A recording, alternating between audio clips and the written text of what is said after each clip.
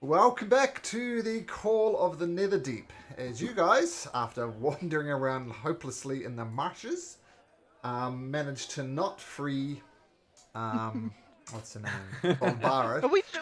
She's free. We Well, freed Just him. Freed her. free to wreak havoc well upon the that's lands. true. She is technically free. You've unleashed a demonic being on the swamp, and maybe the Grotto of Jorhas, maybe it's going to swing the war, and you just walked away, which is Yep. cool. So who Sounds knows? right. Maybe there's not going to be an Urzin to get back to when you perhaps make your way back there. But you did wander your way through to Jigger when you heard about a cool festival going on called the Festival of Merit. And you've competed in pie eating competitions, which March won.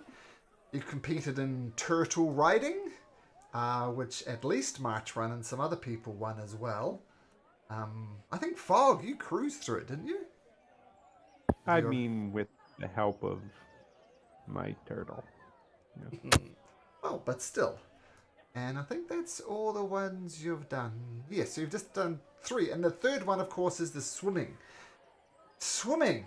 Things happen just a tad differently, though. With the swim going pretty much as expected. You know, nice friendly competition. Until sharks arrived. Fortunately, there were no deaths of competitors, I don't think. As you guys managed to push off these sharks and destroy them. Ayojabe, this lady who looks like this, was winning. She was just destroying the competition.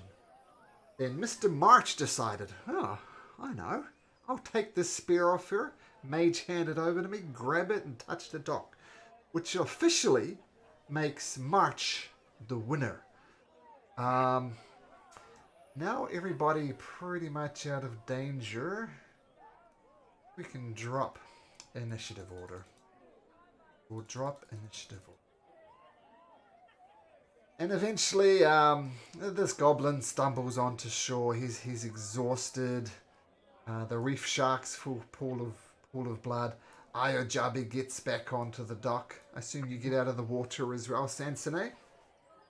Yeah, she'll make her way to shore. Okay, do you pop your shadow back in, Turtwink? Shadow pops away. Whoop.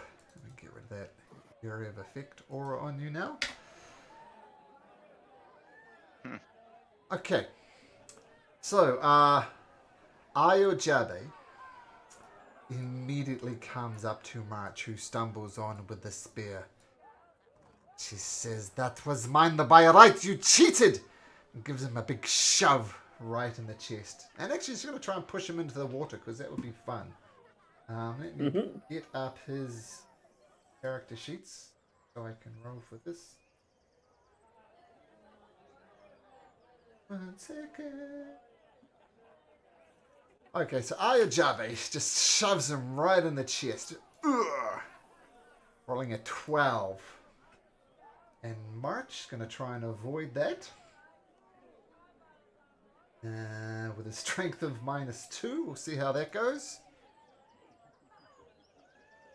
He just pushes him straight back in there. She turns back and says, "Let this be a lesson to you, you son of a bitch. You fight fairly. It's cheating. As far as I am concerned, you are less than scum. Come, Gus Sulyard. Let's leave this idiot behind." And she storms away with her drow friend, obviously very unhappy about the outcome. Could we tell if she was being a little projecty with her accusations? In projecting, like some type of underlying anger or something like that, you mean? Well, like she's projecting, like, was she cheating? Yeah, we kind of impression she was. Yeah. Okay, so she's calling him a cheat because she in fact is a cheat. Correct. Well, that's what she Her thinks. cheating didn't win, so she's pissed that he cheated better than her. Make an insight check.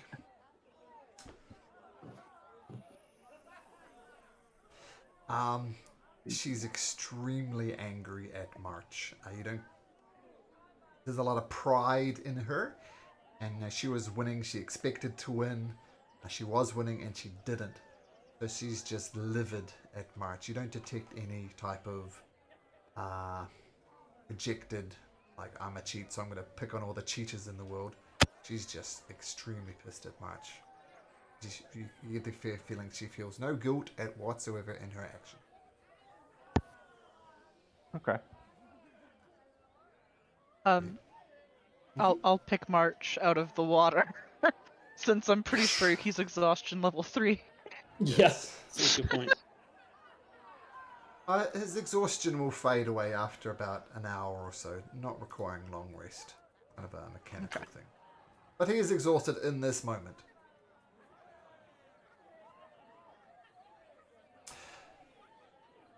And the guy comes and awards him a... What's him here? Oh, sick.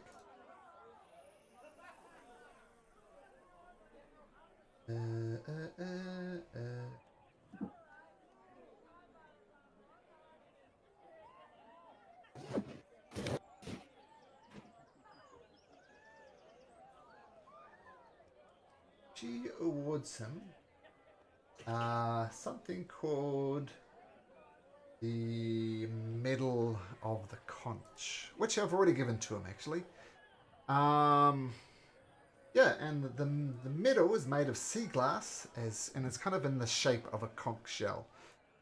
So the goblin places the medal, or hands it to March at least, and says, all right, well, that's, that didn't go very well. Thank you all for helping to save the competitors. Very much appreciated. All right, next heat! And more competitors come lining up to compete. What would you guys like to do?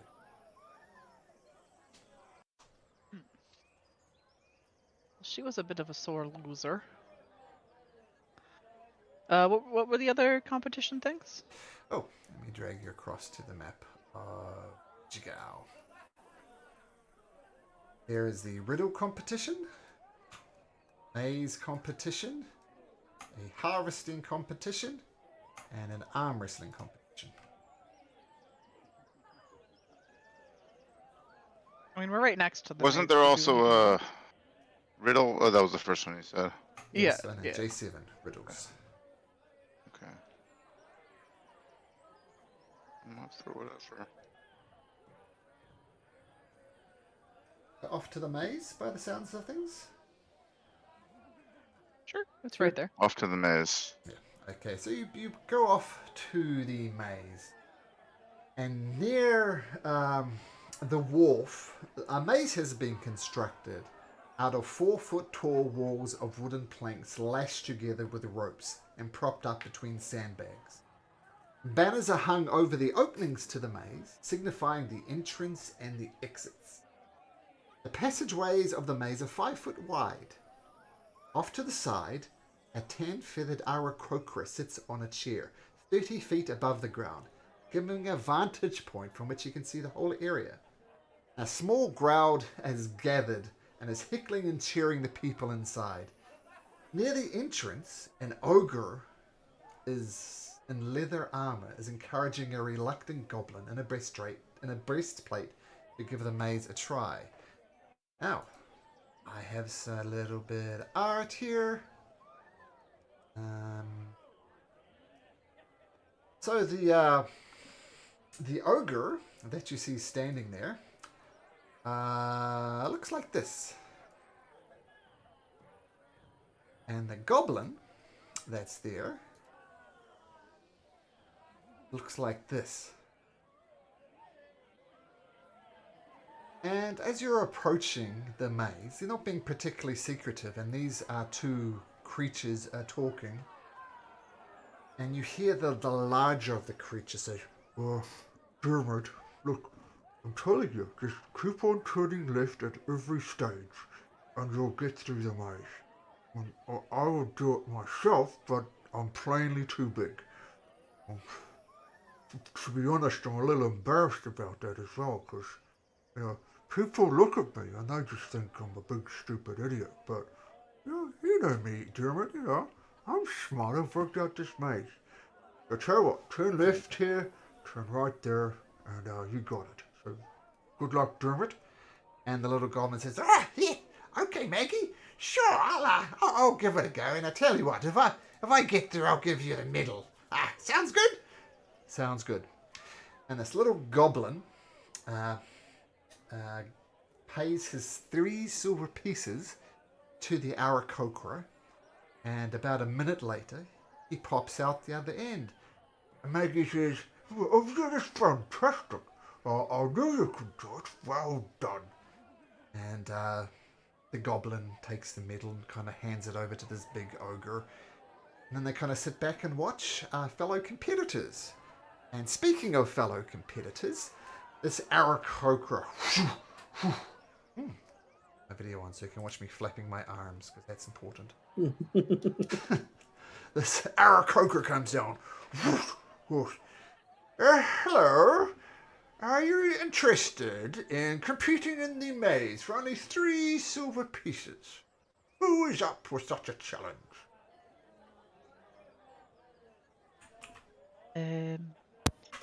Young game. Right. Is there a size requirement for this? Well, as long as you can fit through the 5-foot things, you're fine. So, more. Right. I might be a little too big for this one. I guess I can cheer you on from over here, though. All right, yeah, no problem.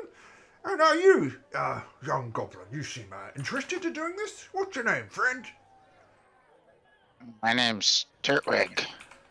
Oh, Turtwink, you're more than welcome to give it a go. Just hand me over 3 silver pieces. Okay. Well, so, I'm going to be looking from up there, up on the chair.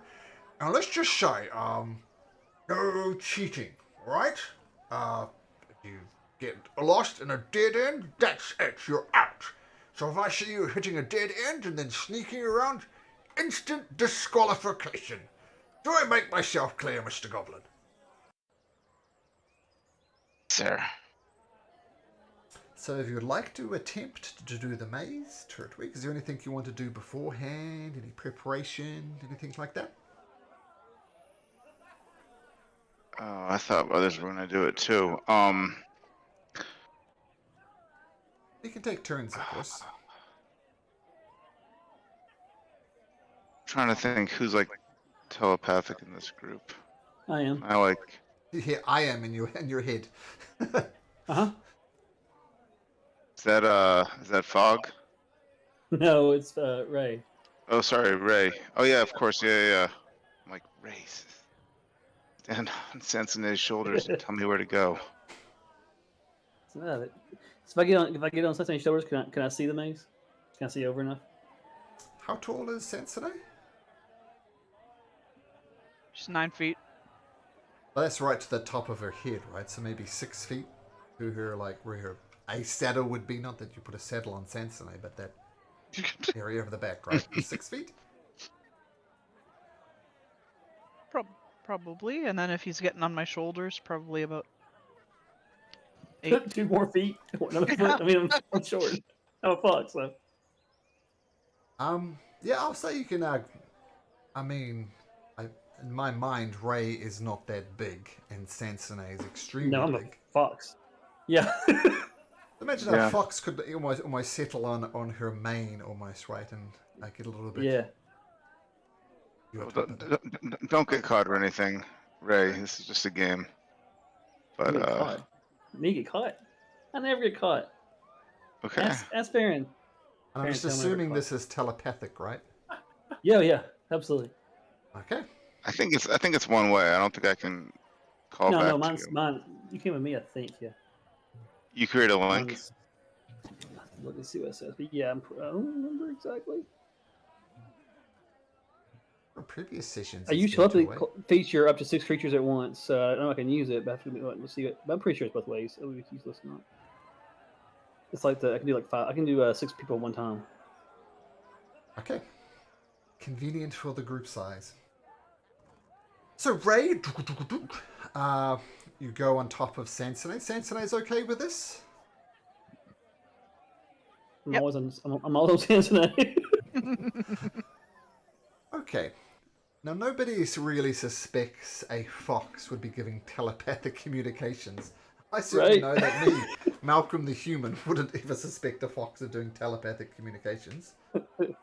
But you are still like glancing around there, looking at various features around there. I'm just going to have you make a. You can choose deception at advantage or sleight of hand at advantage. Okay, I'm fine with either one of those two. Thank God they're not wisdom. Deception. Deception Yeah. or sleight of hand, your choice. At advantage. Yeah, deception. Oh, Oh okay. my. Somewhere the crowd cheers for you. Okay, so you got the telepathic link hooked up with Turtwink. Turtwig, you enter the maze. I'm going to have you make a survival check, but at advantage. Turtwig, Okay, here we survival go. at advantage. Yep. Be very thankful he asked Ray to make the survival Wait, check. so sorry, that was not hooked up yet. No, it's hooked up. Came through. 21. You're good. You got it. Okay. Yeah. It's good. Yeah, you go it with consummate ease, not the least of which you hear the voice of Reagan, left, right, left, left, right. And you come out in almost record time. You just almost like jog through the course. And you see the Now, to be Aarakocra clear- looking from above. clear- To be clear, Ray is not being that direct. You're also getting all kinds of other instructions at the same time. It's because concentration is not his forte. So you're getting directions. Oh yeah, go turn left here, and you're getting some more chess moves, or maybe you have the weather, or maybe you have the color of somebody wearing over there. Oh yeah, by the way, turn left right there. So it's not like a straightforward communication. Okay, so not a record time then. Just to be clear. Right. Ah, congratulations, goblins. Never let it be said that the little people aren't just as clever as the big people. That was fantastic. Yeah, I have a little prize for you. And he gets out the little prize for you. If I could find them.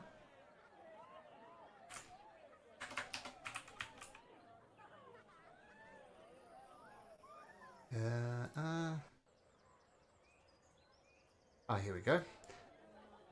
And he hands you a medal. The medal has almost little bones of it and a little wooden piece with a maze on it. And if you look, Turtwig, at appendices.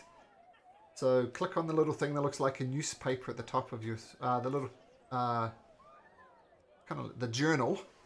Then go to appendices and go to appendices C, medals of merit. Do you see that? I'm getting there. Medals of merit. In the middle of Medal the maze. of the maze. Yep, so click on that and it'll give you a description about exactly how you can use that. That's yours. And the crowd, way, gives a cheer. And you see the two people who competed before, the large ogre and the small goblin, kind of chatting back and forth, and they give you a nod as you walk past. And the Aarakocra flies out of his chest again. Hello, so who's up next? How about you, Hobgoblin? Would you like to have a go? You look smart. Talking to Fog. Um, Come on, just 3 silver pieces. You can afford that. how dare you approach me? Get away. Okay. looked like I read that situation wrong. That's okay. What about you, Harangon?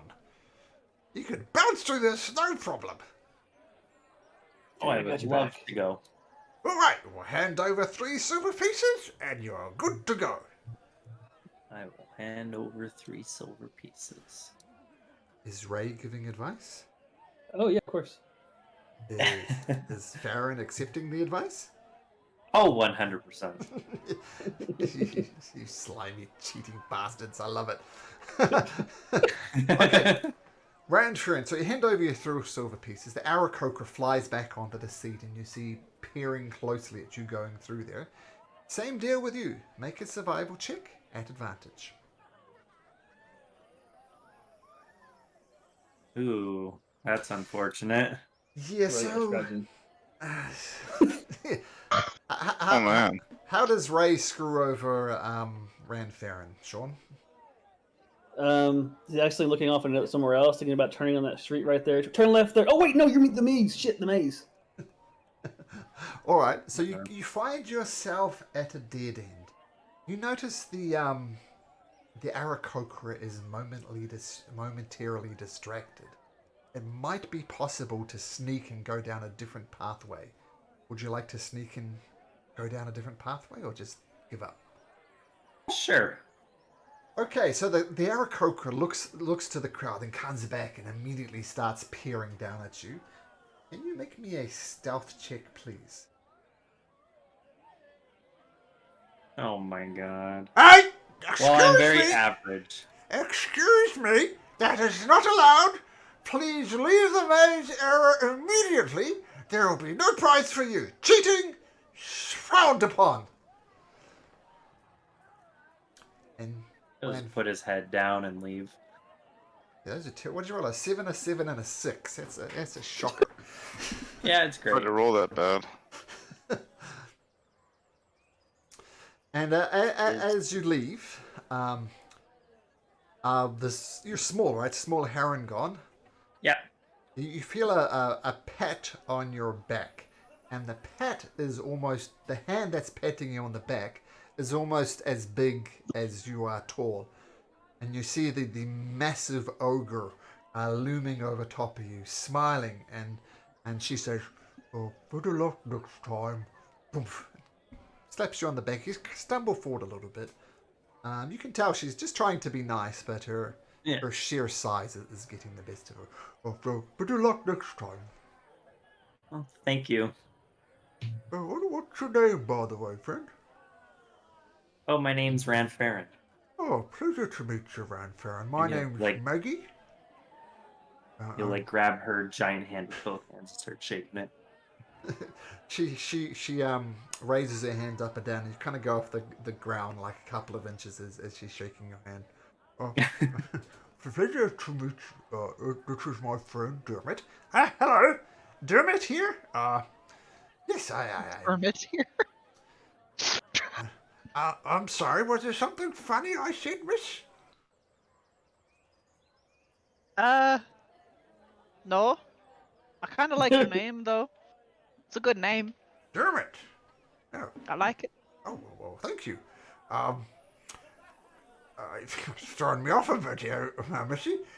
But, Maggie, I'm struggling with my words. You start talking.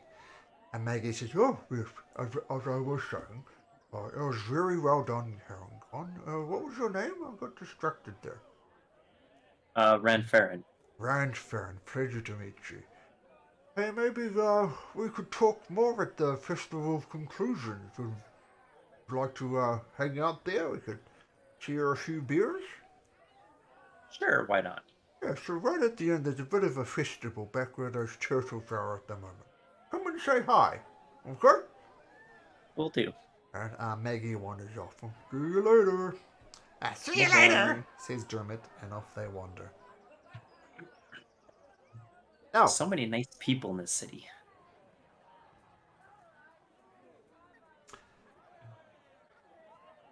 and what was I going to say?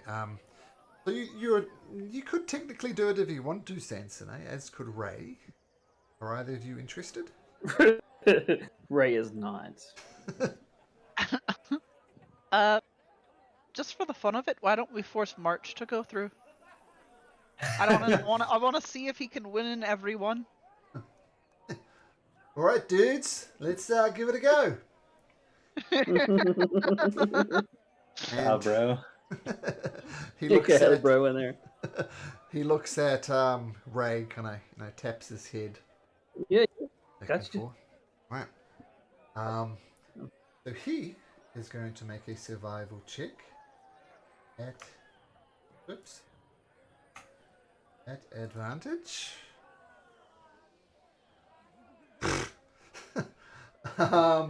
This might be his thing. No, he does not manage to get there automatically. Imagine Ray's in his head again, talking confusing Yep. things to him. And I imagine March would definitely try to stealth his way through there. So comes to a dead end with his confusing messages from Ray in his end. He ducks under a passageway and... Oh, excuse me! No, you out! Disqualified for cheating! Unbelievable! And March leaves the maze, head bowed. Right. Well, I thought we'd all be a little bit better at this. Sensei, you should try. If you don't mind, I'm gonna try to squeeze my way through there. Well, of course, miss. Just hand over the 3 silver pieces and give it a go. Watch the corners. Right. There might be a little bit of backing up included. That's all right, right? I kind of have a hard time with corners. As long as you don't So come to a dead end, 3-point turns are perfectly understandable. Yes, you go for it, miss. All right. Yeah, and I'll hand the 3 silver over. Now, I don't Can I see if I remember it well enough to give her any edges? Remember, I've watched something through it 12 times. I've watched it for a while. Can I see if I remember anything? Make an intelligence check, just a straight intelligence roll. Straight intelligence, okay. 10. Yeah. And you think you do, but you might end up confusing her more than you do it. I'm distracted. My big head has been in the way there. Have I been, actually able to see this maze from the top side? Do I know what it looks like? Well, you can actually make me an investigation check before entering the maze. With your extra height. No. Peer over the top. Yeah. I've been distracted. You've been distracted. Well, okay, miss. So, 3 silver pieces, and best of luck to you. Aarakocra goes up to his perch and is watching you closely as you go through. Make me a survival check, Sansone. Oh. I get wedged in something. Straight into an almost a dead end. They're going to try and 3-point your turn sneakily out of here? No. I feel like there's no planet where that works. Okay, so you squeeze through the maze. Eventually you get out, and sometimes the maze kind of the whole maze lists to the side a little bit as you're kind of pushing through, and eventually you pop through the other end. And the Aarakocra floats down. Thank you for not cheating, unlike some people I can mention. And glances at those who failed their stealth, March and Farron. But best of luck. Yeah, Farron. Farron, if that's your name, your mother would be ashamed of you. The other person that was standing there, the larger person, you could probably go if they're still there. Or did they walk off? They walked off. They wandered off. They walked off? Okay. That's so sad. They definitely could have made it. Wow, the only person who did was a little goblin. So well done, Turtwink. I'll clap for you. You can't. I don't know if you can hear it. I have the sound suppression thing on. Does clapping work? Kind of. Thank you. And I do a little backflip. We can see you, but we can't hear it. Yeah, I'll turn it off. The thing though, if I turn it off, claps work. A little bit. So does my keyboard, though. Oh So my goodness. that's off. Okay. What would you like to do?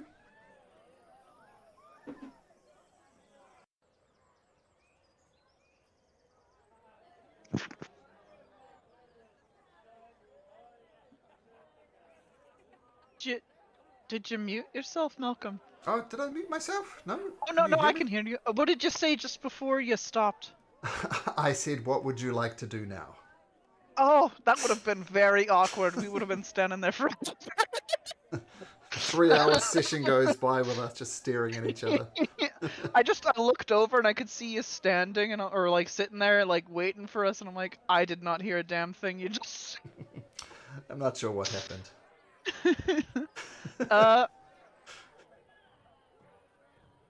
Yeah, I know. I have to kind of talk in the accent, otherwise it goes away. It's a very good accent, by the way. Thanks. We could go. Yeah, I love it. I love it. Do the arm wrestling. Okay. Arm I feel wrestling. like riddles last. We're too Okay. dumb for it. Okay, so you wander over to the arm wrestling. And it's a brick building with a sign that reads Beef Slab Butchers. A simple table and 2 chairs have been set up outside. Both chairs are currently occupied by people wearing the armor of the Aurora Watch. Their elbows braced against the table as their hands are locked in an arm wrestling duel. 24 festival goers watch them silently until slam!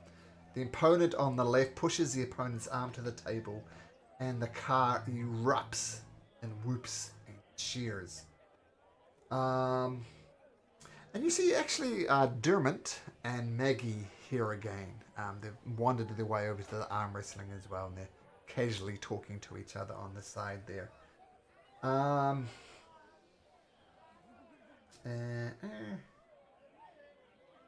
And a human actually comes up to you, despite being this Jorhassian land. And is, hello, are you interested in partaking in the arm wrestling competition? Those in a muscle bound is obviously have an advantage here.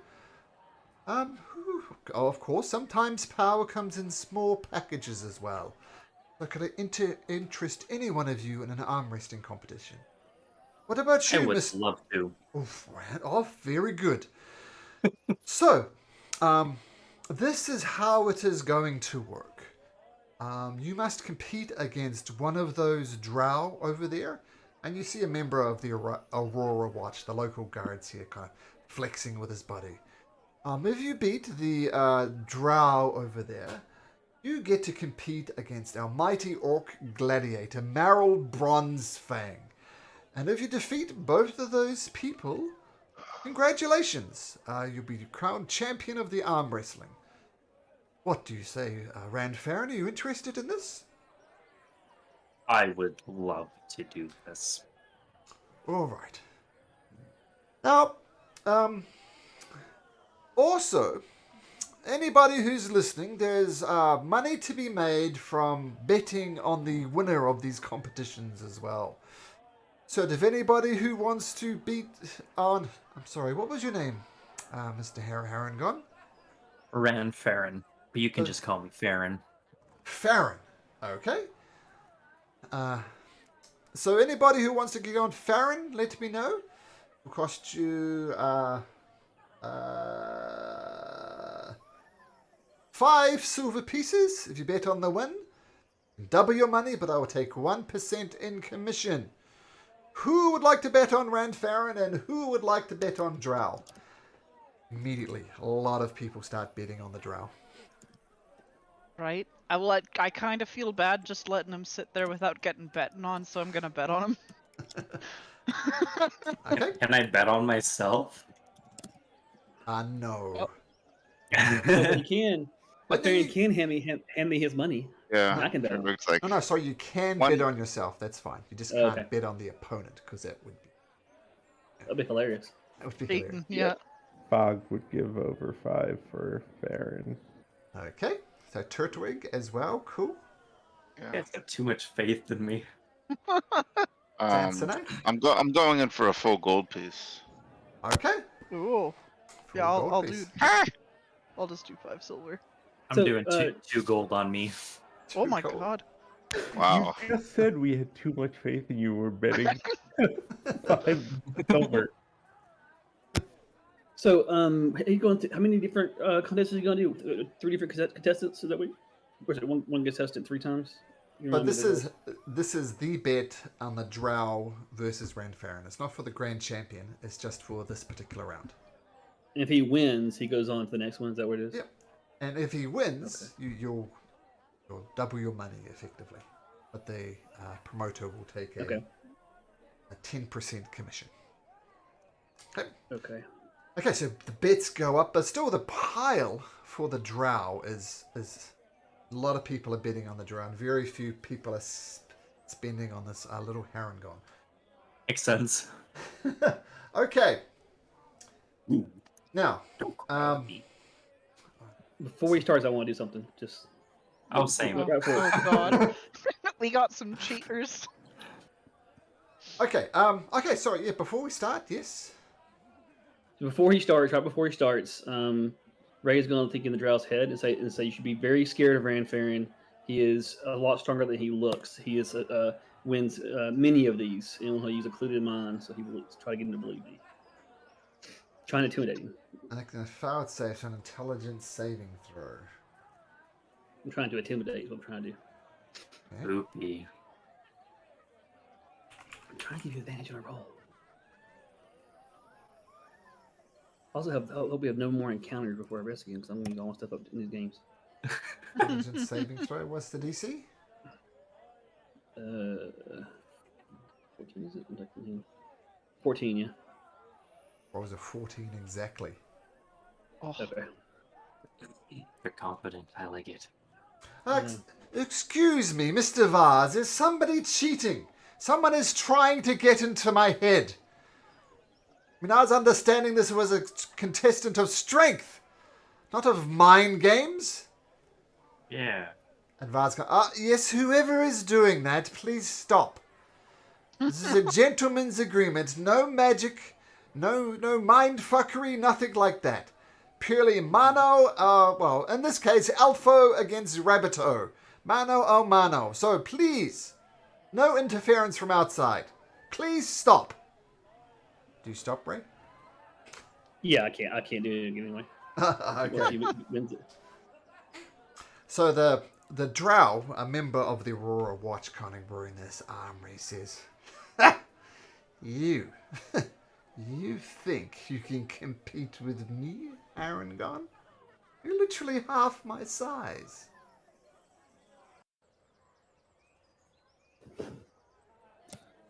Yeah. It'd be a shame if you lost me then, wouldn't it? Oh, that is not going to happen, friend. How about a friendly wager, just between the two of us? 10 gold pieces says I win.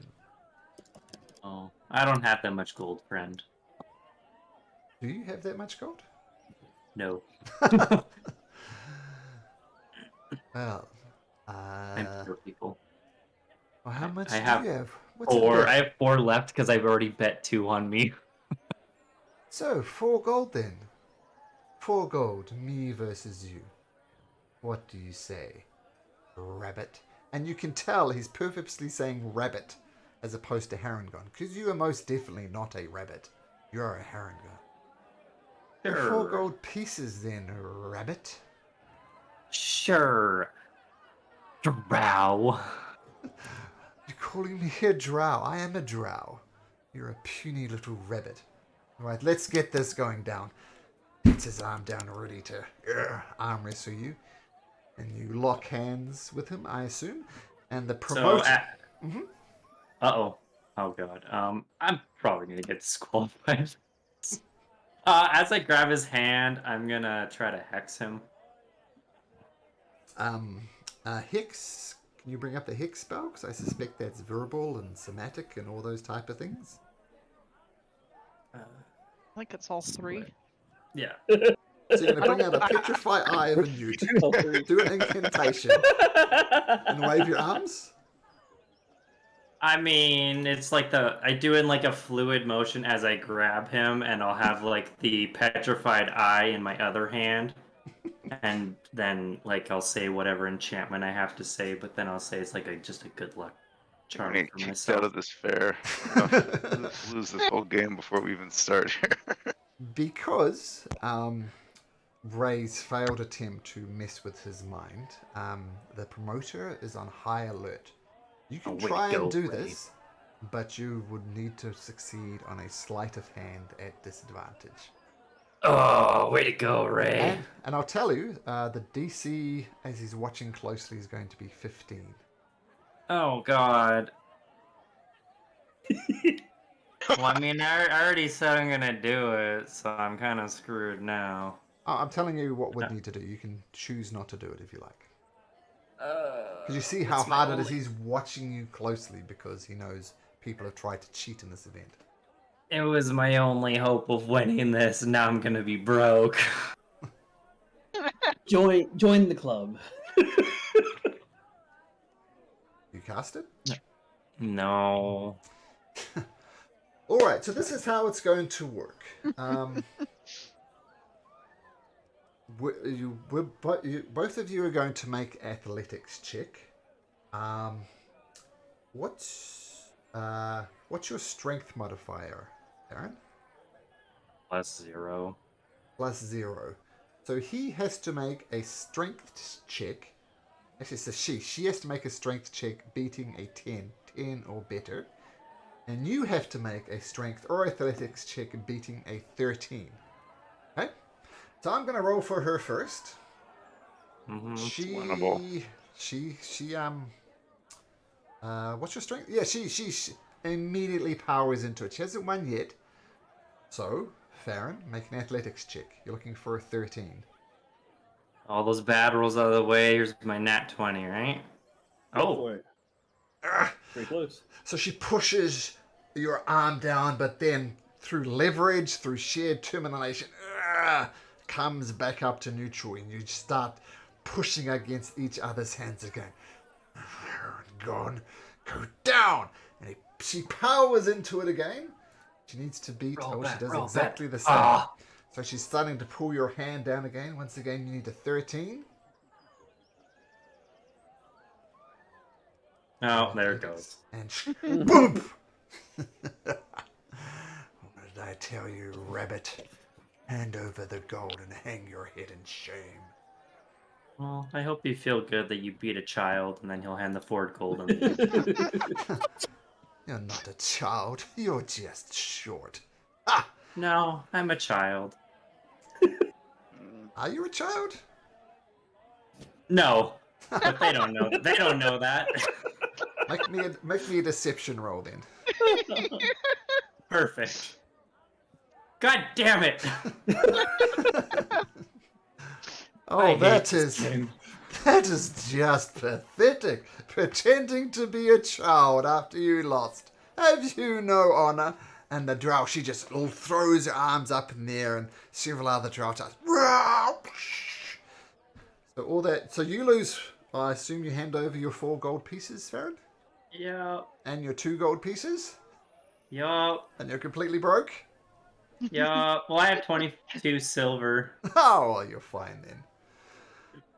Okay, so, yep, lost. And the human says, all right, well, that was closer than I thought it was. How about a round of applause for our Harangon? And there's a smattering of applause around there for giving it a go. Now, would anybody else like a go? Sansa, that you should go. Yeah. That's how she That's go. right. All right, I'll try then. What? I don't think we've seen a centaur here before. What's your name, friend? Sansone. Sansone!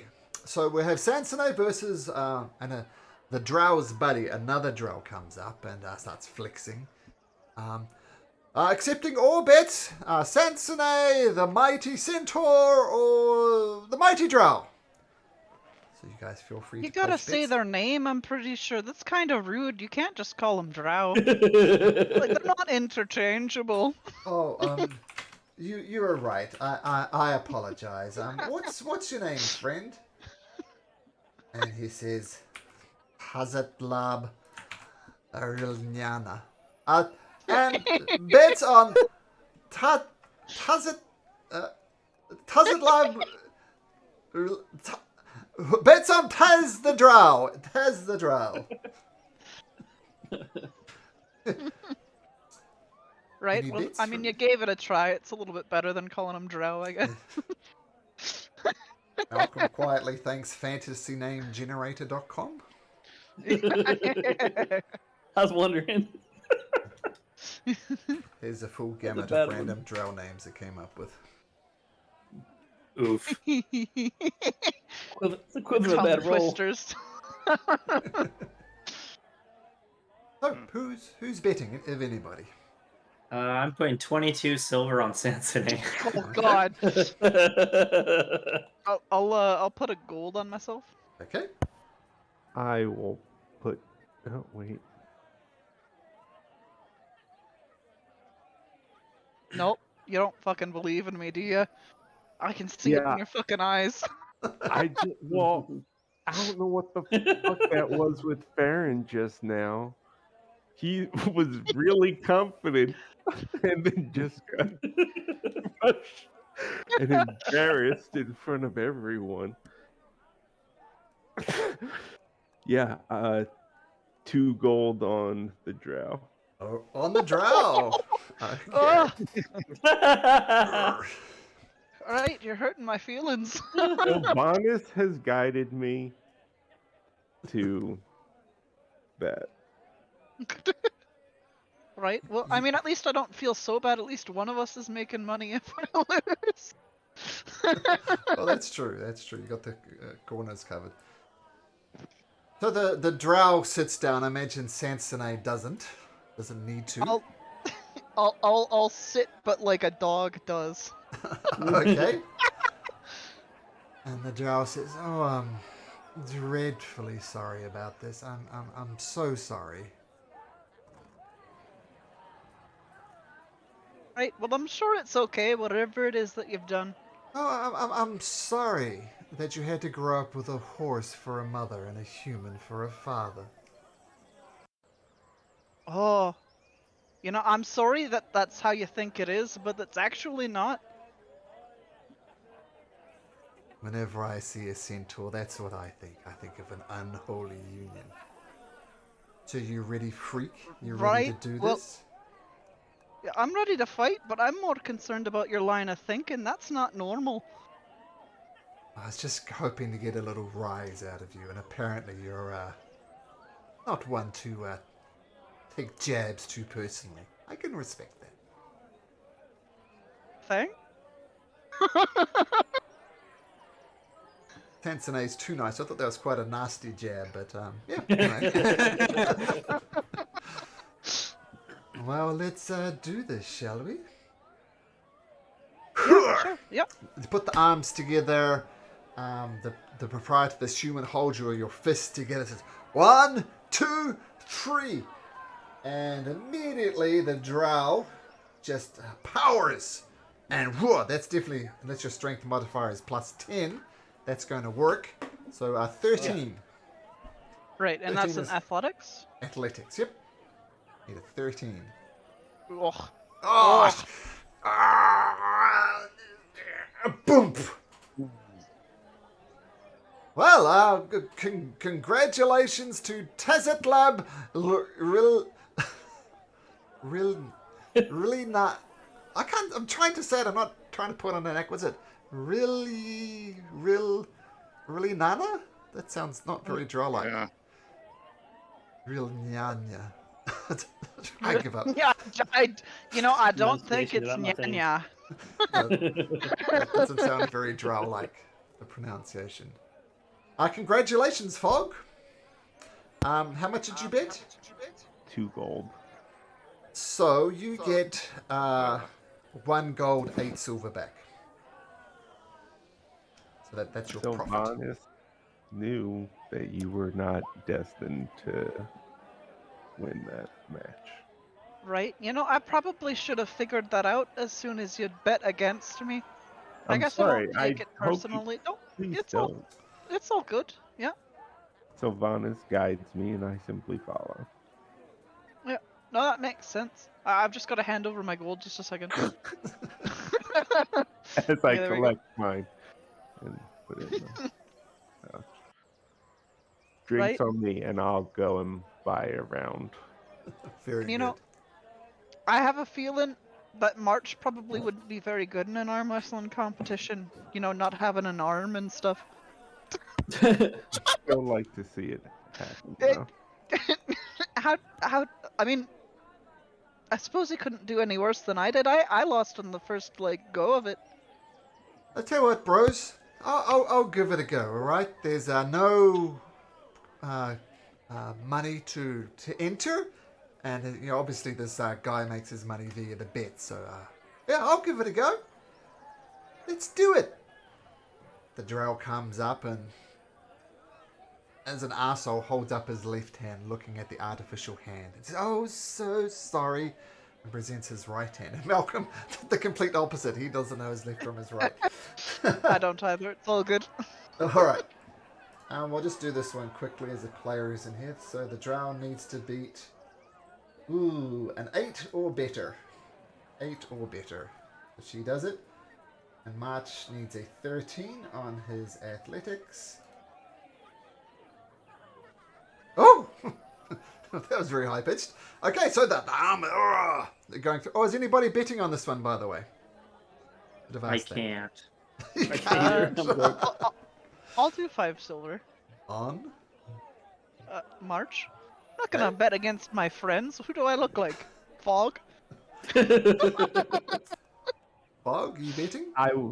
No, betting is disgusting. I shall not. What about the goblin ally, Mr. Turtwink?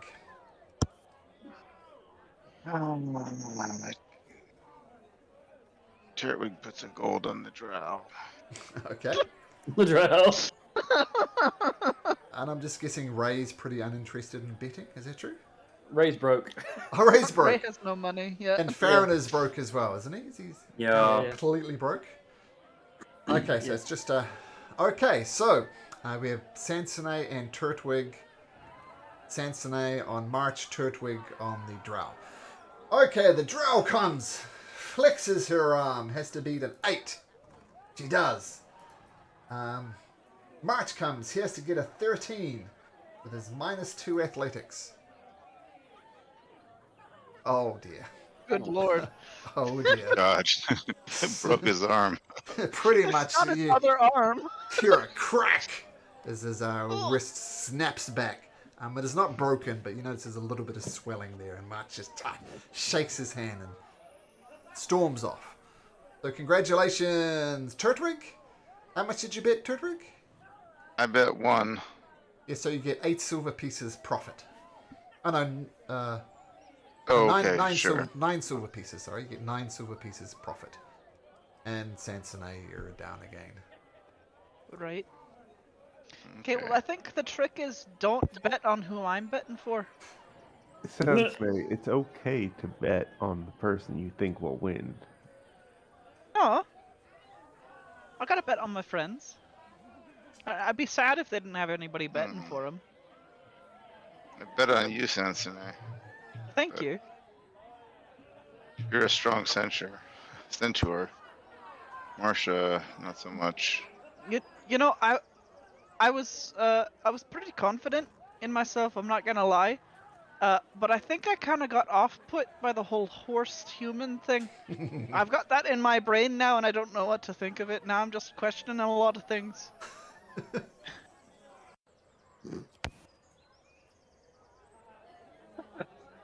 What about you, Mr. Goblin? Would you be interested in competing? I know your goblins are deceptively strong. The wiry type. You'd like to give it a go. And what if you got to lose, quite honestly? Let's give it a go. Alright. Another drow comes up. Third Strength drow. here. All right. So, what's your name, friend? Name's Turtwig. Turtwig. And what is your name? Says Malcolm, scanning the list for an easy one to pronounce. Jevin. Oh, that's the one I was meant to copy. Damn it. And we have Olivera Desp. I was trying to confirm this one. Jevin Agrith.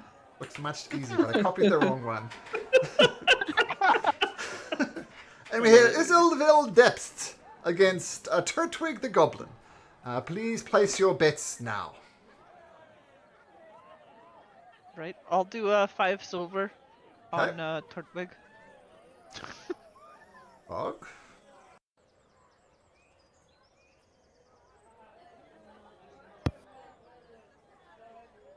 What are you rolling, Fog? Cannot. My dice. You rolling your bet? No, I roll my dice. That you will actually see, like, Fog is there with a set of dice. He's rolling these things in front of you.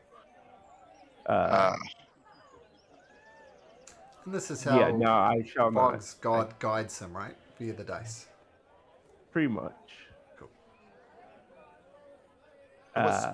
What's Fog doing? No, I will Okay. not be betting. Yeah, would a guidance check, would guidance have helped here? Could anyone need that? Well, that's Anyone- cheating. No, it's coaching. It's coaching. Coaching. Like, hey, Turtwig, someone just tell me how to do it. It's okay. I'll lose the You gotta lean into it a little bit.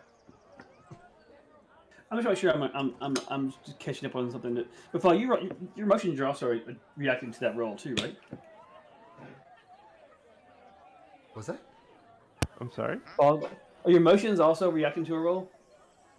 Yes. It depends on the situation, really. I mean, he is both guided when there is a choice in front of him, either with a person or a action. He goes to the dice. Cool. It's guiding how you're paying it too, so that's cool. That is cool. It doesn't look like magical help is coming your way, Turtwig. How much money is Ray betting? I don't know. How much money does Ray have? Ray has none. That was the joke. Oh, okay. Sansone? Just 5 silver. And what about Turtwig? Are you going to bet on yourself? 9 silver. All right. The drow... 1 gold. Sure. 1 gold. Sure. The drow sits at the table. Turtwig, you sit at the opposite table. And the drow very obnoxiously looks over top you. Where is my component? Has the opponent chickened out? I do not see anybody around here. Please come forward, competitor. Yeah, I reach under the table and I punch him in the upper thigh region. And jump back over and say, let's go, drow. Okay, I was just having you on. What's your name, friend? The name's Turtwig. Turtwig. Now, you understand, Turtwig. I'm maybe not quite the size of you, but I'm at least, 1.5 times as big as you. What possible chances do you have against me? That's what the last guy said. And what happened to the last guy? Well, let's just say he has a big scar on his face now. Oh, interesting. Let's see if your actions match up against your words. And tell me, if you're so confident, do you want a side bet just between us two?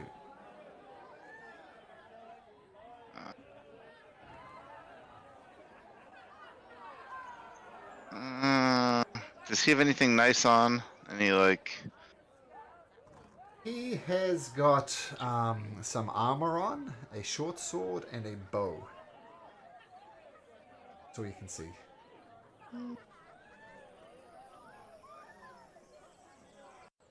no jewelry or No jewelry. Headband. No jewelry. This is a member of the Aurora Watch, and they're very professional. Well, apart from these guys, I guess these gals, you see no jewelry adorning them. 1 gold. 1 gold piece. It's going to be the easiest gold I've ever made in my life. The human locks your hands together and says, "All right, and go." What's your strength modifier there, Turtwink? +1. Okay, so let's do the drow first. She needs an 11 or better to do well. Oh, her arms immediately goes back. If you're all a 13 or better on your athletics check, you will win. Do it. Oh, just going back and forth. The drow starts sweating profusely and she pushes again. Looking to beat and 11. She slips again. This is your chance, Turtwink. Oh my god! Turtwink slams down the drow and she says, "It's because you punched him in your leg, put me off balance. That is cheating." She kind of shoves you in the chest. Ref, get this drow out of here. I'm on the table jumping around. All right.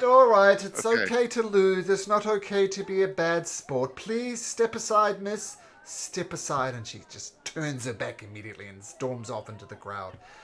And the crowd starts chanting, "Turtwig! Turtwig! Turtwig! Turtwig!" Okay, so I'm taking 1 gold, Yep. and then I'm taking 9 silver for Yep. the... Yep, you get the gold from the Gold. The drow just throws it on the table and kind of bounces off and goes away. And obviously everybody who betted, feel free to make the appropriate adjustments. All right, Mr. Turtwig, that was truly amazing. Now, what would be even more incredible if you took on Merrill Bronzefang, and from the back this massive orc comes out, just rippling with muscles. Now, Merrill doesn't just fight anybody. She wants people to prove their worth first. And you, Mr. Turtwig, have proved your worth. So, if you beat her, we will declare you as the champion of the call to arms. And, Merrill, this huge gladiator, this huge orc comes up and says, "Look, friend, I'm not going to do any mind games. It's going to be me versus you, all right? And best of luck to you." And this orc holds out his hands for you to shake. Okay, Turtwig spits on his hand and gives him a nice big shake. Good luck, my work friend. He doesn't, not at I all think worried that's a about sign the of Yeah, it's a sign of endearment. I think. Sure. I think that's like a... Yeah. Good luck to you, friend. Let's not do the mind games. Those stupid drows just hurling insults. Let's just see who the best person is. I've been around the block a few times, so good luck to you. Good luck to you, big guy. All right, all bets, please, for Merrill Bronzefang or Turtwig, please. I'll put another 5 silver down on Turtwig. Okay, Fog. No. Okay, I don't need to ask Farron or Ray. What about Turtwig? Are you betting Down at gold. a gold Sure. on yourself? Okay. And Gold sorry, on Rand, myself. friend, that was a no. I think you're literally broke, right? So, Can I bet a short bow? Oh my god. Get us into trouble when we in the battle round. Let's see how much a short bow is worth.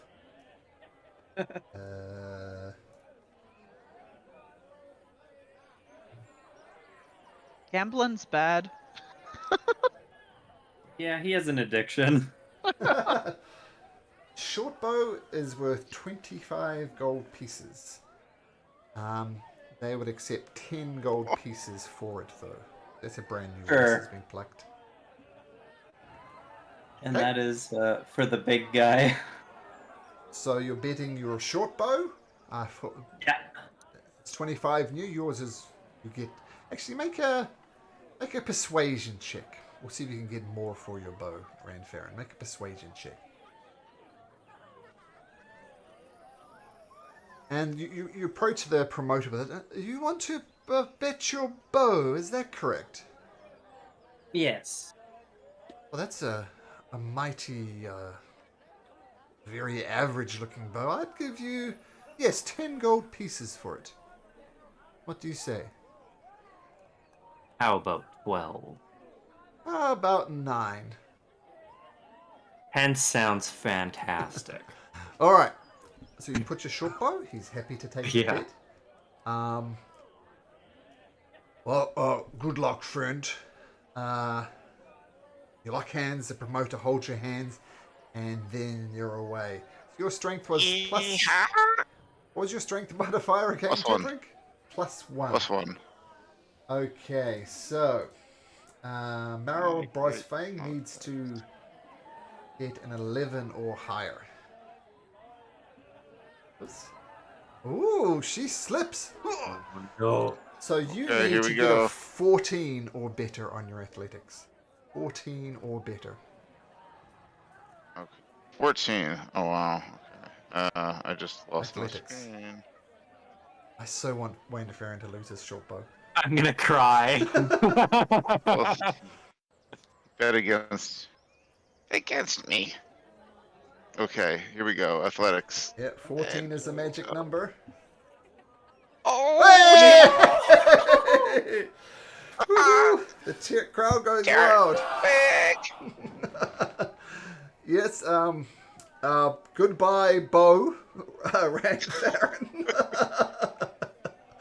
And, yeah, those who bet on the mighty Turtwink can, yeah, take their winnings or take their losings. This game's rigged. That's hilarious, Ranfarin. Well, and the orc says, well, I'm usually almost semi-retired at the moment because I just kept on winning. But you, friend, are the champion. You've bested me fair and square, without mind games, without anything subversive. So everybody, I present to you the champion Turtwink! And he raises your hand, almost lifts you a few centimeters off the ground. Turtwink! Go, rah, rah, rah, rah. We lost you, Malcolm. Oh, am I here? Yeah. You hear me? Hey, you're Oh, back. I think Just cut out for a second or something. Anyway, but they're cheering. Rah, rah. And I have something for you, Mr. Turtwig. Is it a short bow? It is not. Oh, I thought you guys were just rolling so bad this wouldn't have mattered. But the mighty Turtwig. You Mr. Orc. So Turtwig, go to your appendices, Medals of Merit. And you should see a new one there called Medal of Muscle. Medal of Muscle. Do you see it? Yeah. It also gives you advantage on strength checks and strength saving throws. There we go. Cool. Obviously, it's Thank a one. you, Mr. Orc. Well, don't thank me. You unfair and square. That is truly remarkable. Well, I'm going to go drown my loss in some beer. Congratulations. And Meryl Bronzefang goes, as you're soaking in the glory of your victory, Turtwig, as Ranfarin cries about his lack of a bow, Maggie comes up to you and says, Mr. Turtwig, well done. That was, wouldn't have picked a goblin could beat an orc, but you did. That's impressive. Thank you, Maggie. Thank you. Oh, you're most welcome. Hey, just for fun, would you like to arm wrestle me? Just for fun? Well, people can put side bets on it if they like, but yeah, I'd like to give it a go. If I win, can I ride around on your shoulders for the next hour? No, cannot. I am not a pack animal. I am Maggie. Okay, Maggie. I Are will you? wrestle you. Are you making fun of me? Where I'm from, piggyback rides are fun.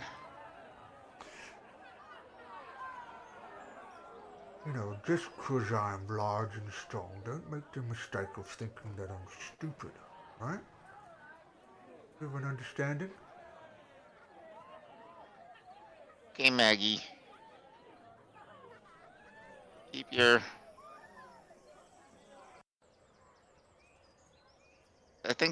Maggie, I think they say, chill out. Let's do this. Dermot comes in. It's okay, Maggie. I'm sure Mr. Turtwink doesn't think you're silly or anything. Is that right, Turtwink?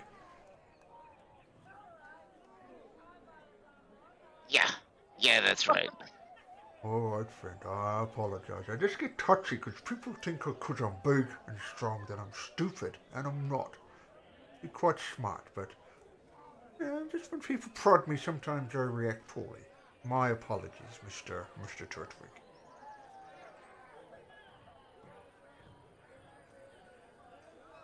Well, let's do this. Maggie puts a big, meaty arm down and grabs your little goblin hand. Any bets? Last call for bets. Friendly competition between an ogre who's fully 10 feet tall and our goblin friend who's 3 foot tall, I'm guessing, Turtwink? 3 foot. Not 3 or 4 feet. Let's go with 3. Towering over you. Oh, Any so bets? Right. I'll do another 5 silver Bog? on my friend.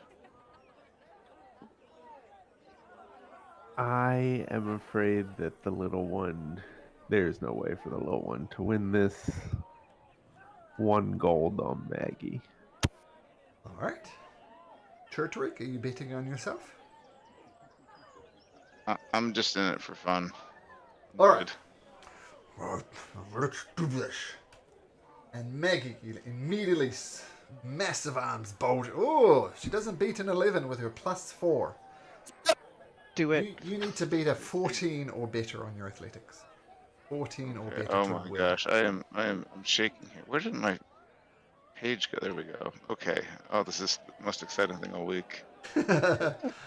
14 or better. So absolutely. you both struggle against each other, going back and forth. No one gets the advantage.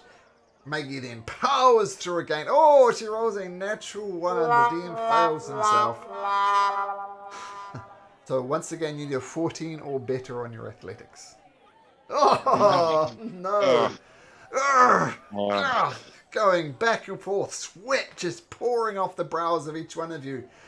Maggie digs in deep and rolls again. This time she's got the ascendancy. So 14 or better. With the sweat pouring off your brow and your hand getting low, it just slips just slightly and Maggie just powers it down. Oh my goodness, that was a lot harder than I expected to. Well done, Turtwink. That was a mighty competition. Thought you had me there for a second. Good game, big guy. Give him a big hug. You're doing it again. I'm not a guy, I'm a girl.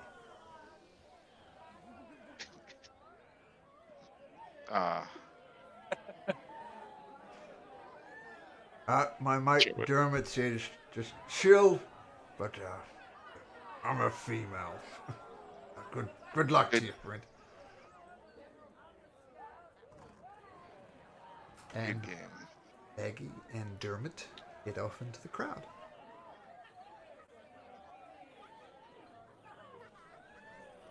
Right, every time I remember to tell her to go through the maze, I just kind of forget to actually say it.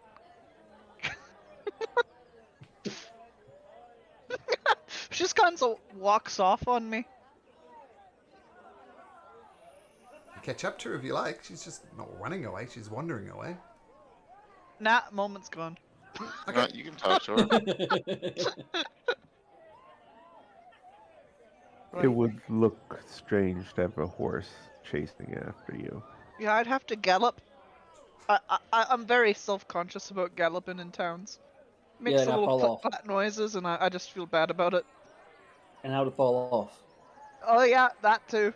Yeah, are the roads made of stone? Like, is it a dirt. nicer town, or is it still dirt streets? In this part of Jago, anyway, the streets are dirt roads. Oh, well, at least there's that. Not as loud. Very self-conscious about it. Right. Well, we got farming, or we've got riddles, and I think we're probably better farmers than we are brain people. We're avoiding the plague. That first campaign's card is. I did this thing with another group, and they instantly went to riddles. So riddles are fun in D&D, but yeah. Okay, so off to the farming area of town.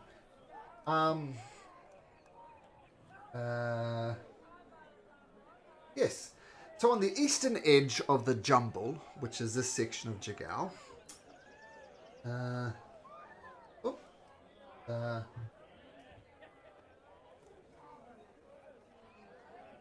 Yeah, so these wetlands have been cordoned off to create rice paddies, which are now ready for harvest.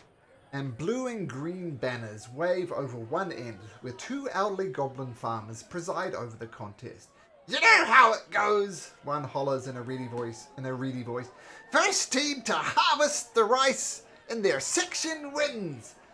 And immediately two orcs come up. One is a male, and the other one's a slightly smaller one. And he's, okay, son, I'll do the harvesting, you collect the wheat, and we'll kick these people's butts, all right, son? And then goes, yeah, okay, Dad, okay. And another couple of drow from the Aurora card come up, and they're too cool to say anything. They just do some subtle stretching and cracking their knuckles. All right, that's two of the three teams. We will need two other competitors to run in this farming competition. Do I have some volunteers? We'll need someone strong to harvest the rice, and someone, shall we say, a bit more dexterous to collect the rice. Do we have any more volunteers? I'm neither of those things, but I'm volunteering. Yeah. I'll help collect rice. Yeah. Okay. I'm pretty strong. I could probably help. I don't know. Yeah, I could collect rice. It's I'm more into cutting the heads off little people, but yeah, I can collect rice. What? More of a fighter than a farmer, but yeah, I'll collect rice. Why just little people though? Okay, questions that don't need answers. Did Fogg say that he wanted to join? Yes, he did. Yes. Do you have another room for another team? Could we do like? Yeah, I can collect. Yeah. We're going to be the worst team ever. Sure. I can back out also. I've had enough. No. Two that's teams. fine. Two teams is fine. Right, Ranfarin, you can just stand there and watch, I guess. You're kind of in timeout. You've been betting all your stuff, and now you're broke. Yeah. Just to be clear, one team is Sansone, and who's the other one? Turtwink. Turtwink, Sansone, and Turtwink. So we'll put you guys. Sansone is what, plowing and I'm collecting, or? Yeah, I think that's probably the best way to. Cause I gotta lean down really far if I'm collecting rice. Yeah. And the other team is Ray and Fog.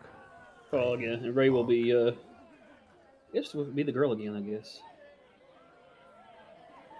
Okay. So Ray will change into the female form. You know how to do that, right? On your token? Oh, yeah. Yeah, After I wouldn't look at the screen. I think he was all in the head. Okay, so March will cheer on from the middle here. Oops, as will Ranfarin. You can spend some quality time together. Ranfarin. Oh, look how cute little Ranfarin is. So great. Just adorable. Alright, so here's the rules. One of you will be designated the plower. Your job is to cut as much of the rice as you can. And once you've done about 5 feet, the person behind you must collect it up and bundle it correctly. Any unbundled rice it won't be good. So just try your best to do this. Okay, so I'm going to do these teams at the bottom first, just so you can get an idea how it goes. Okay, so the orc, the father, immediately starts cutting. The DC he needs to make is an 11 on his athletics check. And he rolls a 5. He's making an absolute meal of it. He's not making any progress. So he says, who gave me this blunt thing? This blunt's not working. And they make no progress. The drow says, foolish orcs. Watch this. This is how it's done. And he swings his scythe. Malcolm clicks on the wrong button. Swings his scythe looking for an 11. And he just look, this is not fair. We did not expect blunt instruments. And they make no progress. Sansone, make an athletics check, please. You're looking for an 11. Perfect. Yeah. So you start churning forward and you actually make it through to here. The rice is just flying up behind you, Turtwink. You're going to need to bundle it up as best you can. I need you to make a sleight of hand check, please. Same DC 11. Sleight of hand. Okay. Fantastic. So you Nice. plow forward and you make good progress. Who's the chopper for the other team? Is it Turtwink? I just collected. Oh, Yeah, sorry. it's a Fog. Oh, Ray. Sorry, was Ray thinking- and Yeah. Fog. Sorry. I assume Frog, you're going to be doing the. I mean, I'm shitty at both, so let's do this. So, Go who's for it. doing it? Fog is chopping? Yep. Fog's Okay. on chop, yeah. 'cause Okay, you're looking for an shot 11 plus on 4. athletics. Whoa, cool. And Ray, you're going up behind him to collect the rice. Make a sleight of hand check. Fantastic. So you pick up the rice, put it together, no problem whatsoever. Okay, back down to the orcs. And the son says, look, Dad, let me try it. Look. Wrong button again. This is how you do it. Ha! See that, Dad? Believe in me now. Oh, okay, son. Let me collect it up for you. Work daddy issues. And they plow ahead, no problem. The drow says, look, we can't let the simpleton orcs beat us.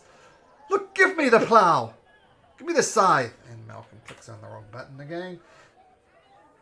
Oh, just blunt. These damn instruments. You do it next time. Okay, Sansone. Fantastic first one. Make another athletics check. Fantastic. And Turtwink, see if you can clean it up after her. Bundle it up nicely. 11 is what you're looking for. Oh, look at this. Powers for. Chop, chop, chop, chop, chop. Okay, Fog, I believe. Make an athletics check. Mhm. Here we go. Oh, Yeah. dear. Oh, yeah. Ooh. One extreme to the other. Turns out you... Get it out of the way, right? Right? That's awesome. Or technically you didn't need to roll it, but I like that you did. Because there's no... Maybe Fog was using the blunt end of the scythe and not the sharp You end. of literally the held scythe. it. Alright, flick down to the orcs.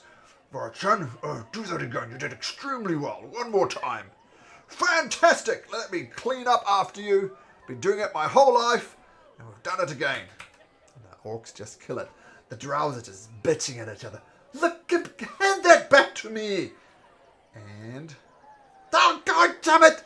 What is wrong with this scythe? I demand a new scythe. They fail. Sansone. 11.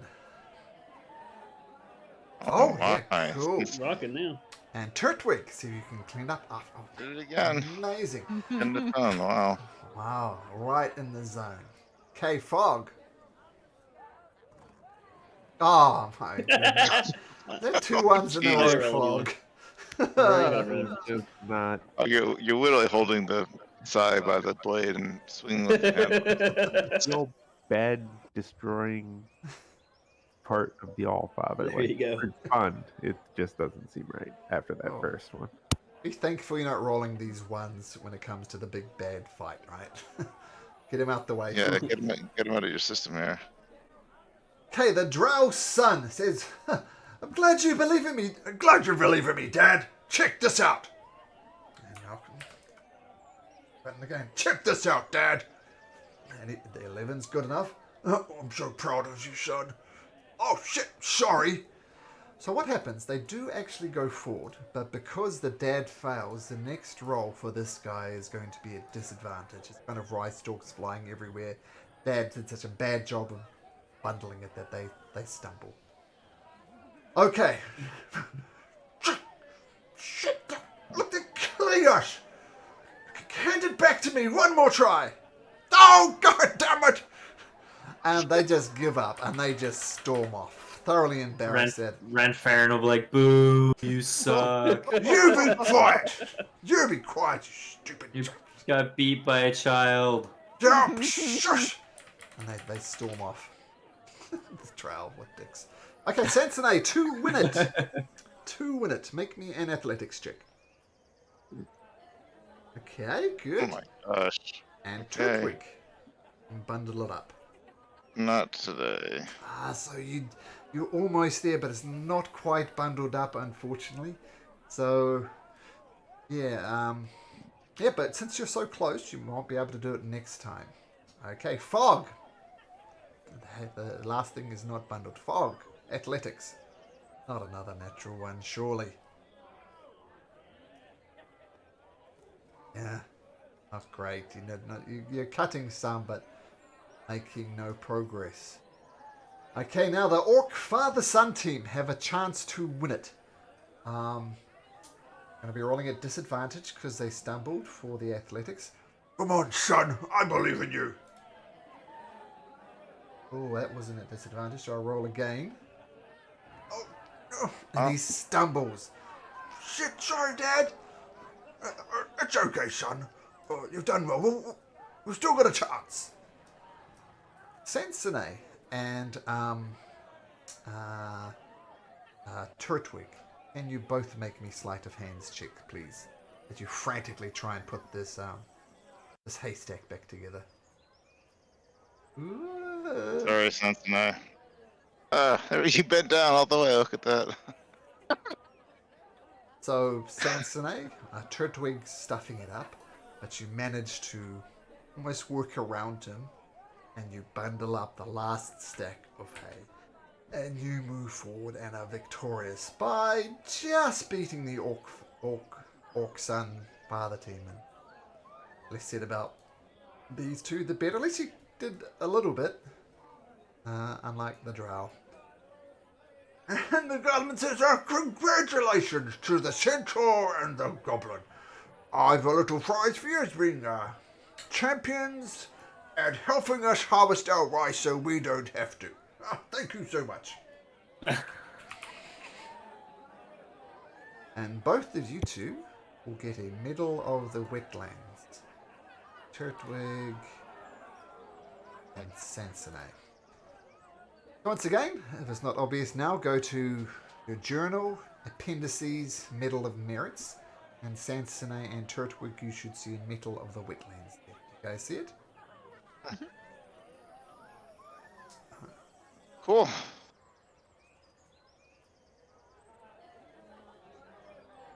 Alright, calling for more contestants. We need more of our we don't need harvesting, we just, it's a friendly competition. And the goblins smile as they look at the neat bundles of rice, or I clicked it and they didn't have to do a goddamn thing.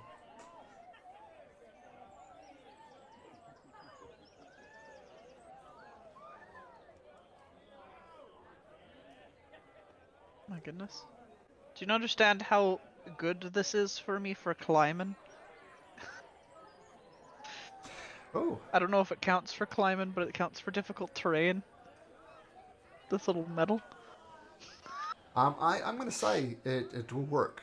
Like if you're climbing upstairs and you do this, you can climb upstairs no problem. That Is it one disadvantage time thing use you that? have. Do you want another one? Do you want my medal, Sensei? I don't think that's how medals work. You gotta win them. Otherwise, it doesn't mean anything. But he won his. He can do what he wants to with it, and maybe he wants to give it to you. I'll hold on to it for now. You'll need it someday. I'm pretty sure the free ones are called participation medals. Yeah, but I'm going to say mechanically, your climbing speed is not affected when you're using that 5-to-1 thing. Okay. Oh, so yeah, a useful one to you. Right, another medal in the bag. Right? Okay, well, Now for the unfortunately, this only leaves us with one We have option. one left. Okay, let's do the riddle. Yeah. Wander over to the riddle stand. And just as you're about to take, you notice a lot of people are gathering over here inside where the turtles were. It seems that the wrap-up celebrations are almost ready to go. But the riddles. So an elderly goblin in blue robes presides over a set of 3 tables. One table holds a wooden box. The second displays a glittery star map of the Exandrian sky. And the third rests a row of coloured bottles. A banner hanging over the setup reads, "Test your wit with me against these riddles 3. And you notice there's one particular person who's in there at the moment, who you recognize as the same person from the docks. Not Guy Iojabe, but this gentleman, Galsaliad Ardith. And he is going through the riddles one by one. He seems to have done the first one successfully, the second one successfully, but fails on the third. It was not expected. He kind of stands back, folds his arm, and watches as you guys approach. And the goblin approaches all of you. Would you like to compete in the Riddles 3? You can compete in a team if you like. What do you say? Right, well, we'll probably need all the brains that we can think of. Of course. Just 2 silver pieces to enter to solve my Riddles 3. Like as a team, or like Oh, everyone? per person. Per person. We have to do this. Yeah, Okay. we got to do it.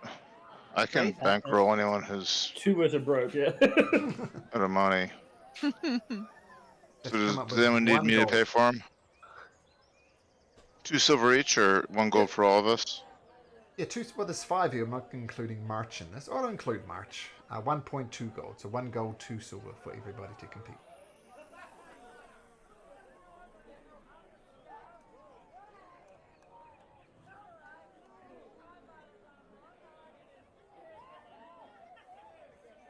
I really will need that. 1 gold, 2 silver.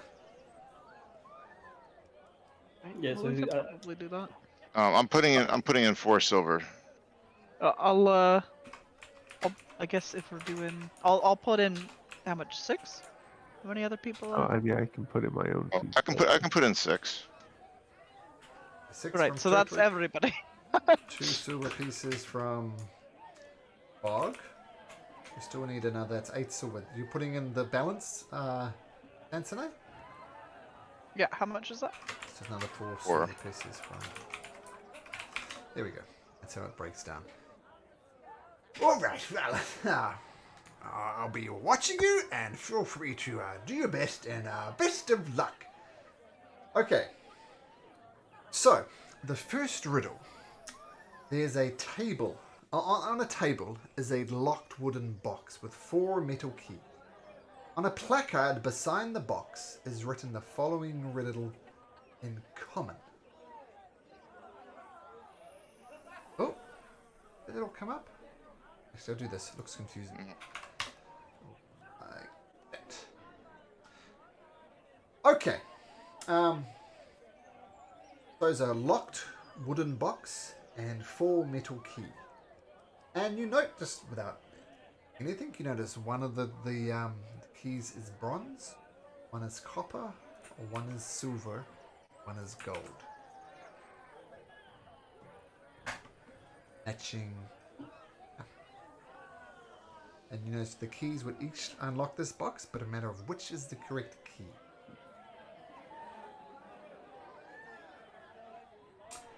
Right, and what are the boxes like? Are they specific? The box has a single lock on it, and it's shaped like a dragon with a fluted crest. And the edges of the box are decorated with engravings of pearls and shells.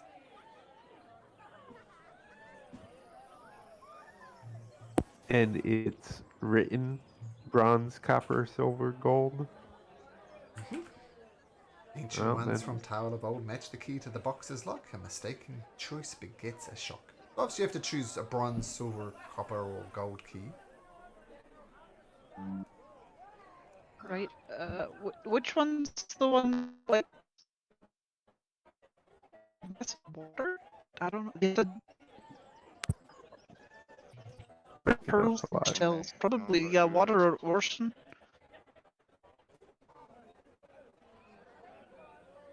I can't hear what you're saying. Yeah, broke up from me a Me? bit too. Oh. Start again. You shoot the box. What do you do?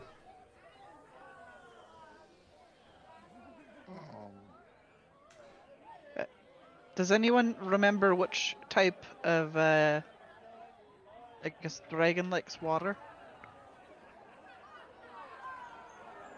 I have no idea.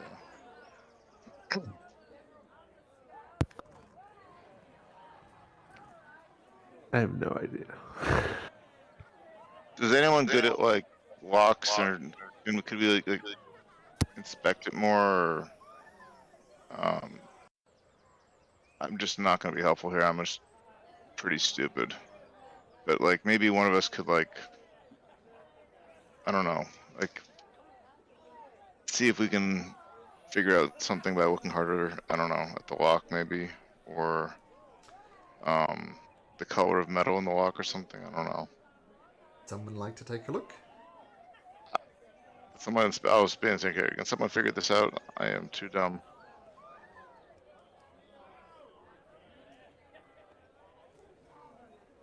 Right, well not everybody jumping in at once. I mean I could try to look at it. I don't know how good I'm gonna be at it. Excuse me, miss. It's a riddle. You have to work out the solution using your mind. No cheating by looking at the lock, please. And you see the drow just smiling to himself. Shaking his head. Right, well Come on, this was the easy one. I There's a think reason you were why- right, Santane. That makes sense. The locks look like dragons. They're ancient ones from Tales of Old. right? So Yeah, that's what I was thinking, but I don't know what type of metal that I don't think it's silver or gold.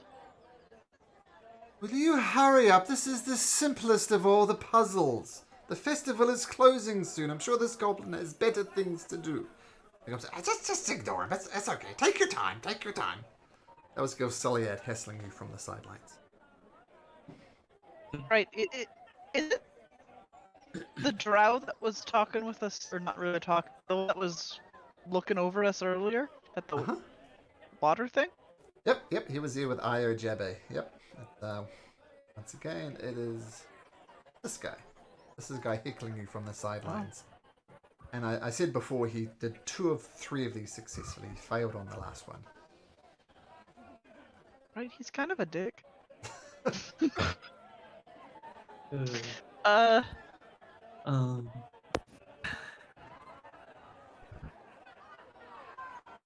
well,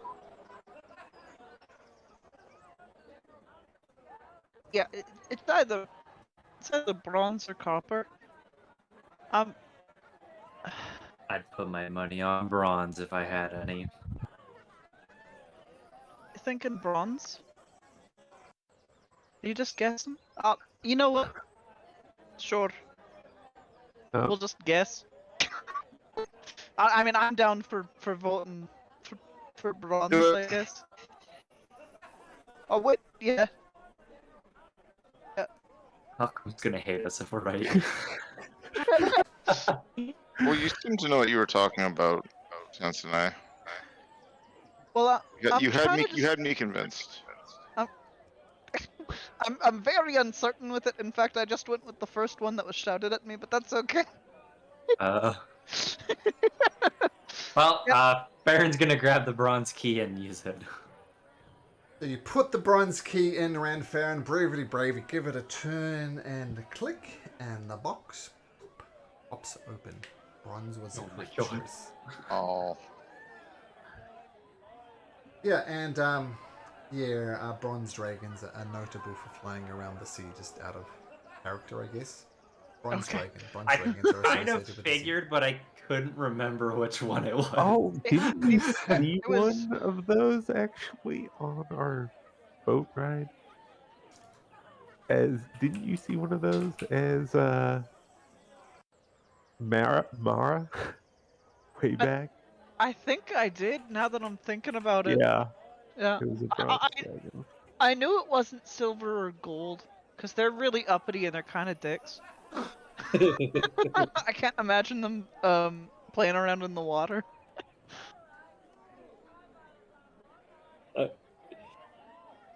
All I right, had a next picture of a box. bronze dragon here for you. Oh yeah, look, this is a bronze dragon. You want to zoom in on that token? That's what they Kinda look like. Green and finny looking. But you see the Okay. fluted crest right going down their neck. Mm. Something distinct and water about them. So there we go. Oh, well done. You've successfully done the first riddle. They were only guessing. They did it purely through luck. Let's see if they get lucky on the next one. You just takes be skill. quiet. Be quiet on the sidelines, please. Salier just raises his hand. So you head over to the next riddle. And there's a big star map on this table depicting moons and constellations that are visible in the Exandrian sky, accompanied by the following riddle in common. This.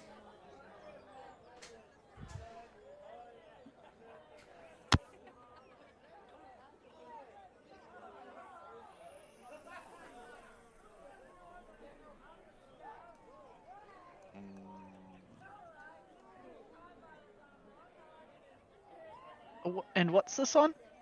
What It's is a star map. Big star map of the Exandrian sky. Moon, stars. We have to point to a star. Stars. Two of them. Have to point at the two birds. Right. Can I make this easy? Is there any colors on here? Let me just check something. Silver one and a scarlet one would be a good starting point. Yeah, that's what I'm kind of thinking. I'm kind of hoping that there's just a red one that makes it easy. If it's that easy, They're all yellow except one's silver and one's scarlet. Let's pick the two that are colored. Well, first of all, can you make those who think it will be appropriate for the character can make me a history or a religion check?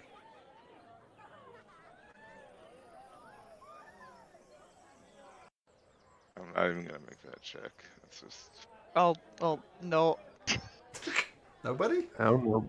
I Uh, rolled, but it's going real slow. I rolled Oh. 2, yeah. Oh, there we Yeah, go. same. I rolled 2. My roll really doesn't help, but Oh. Fog. It almost seems appropriate that it's fog as well. There are two moons of Exandria.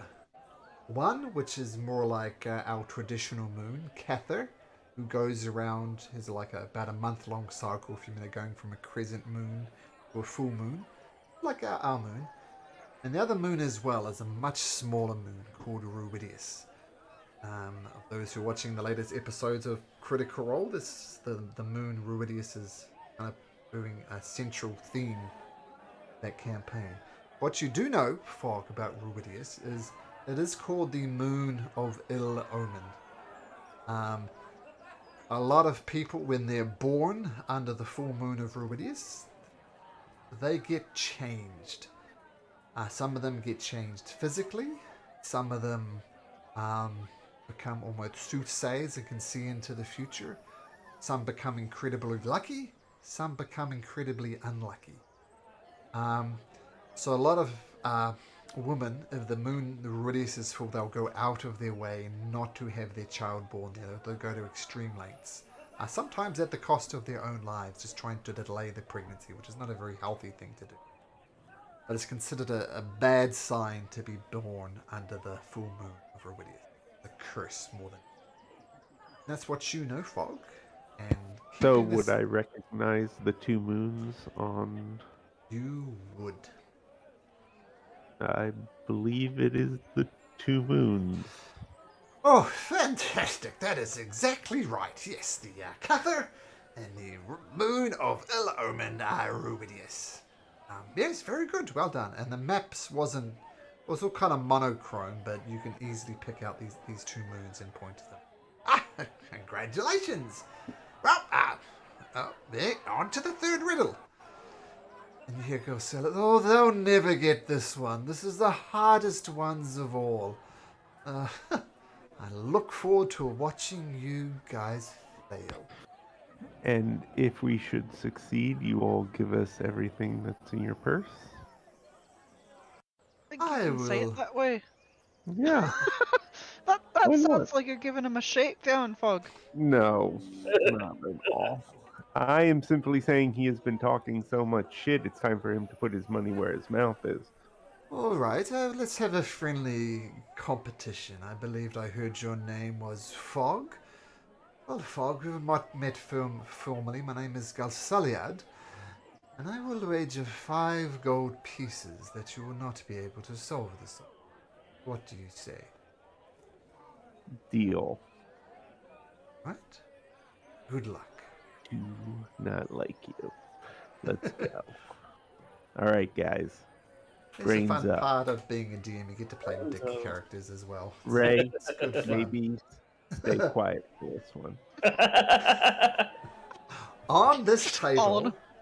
is 7 small bottles filled with colored liquids. And the following riddle We're in common. screwed. We're not even there yet, sorry.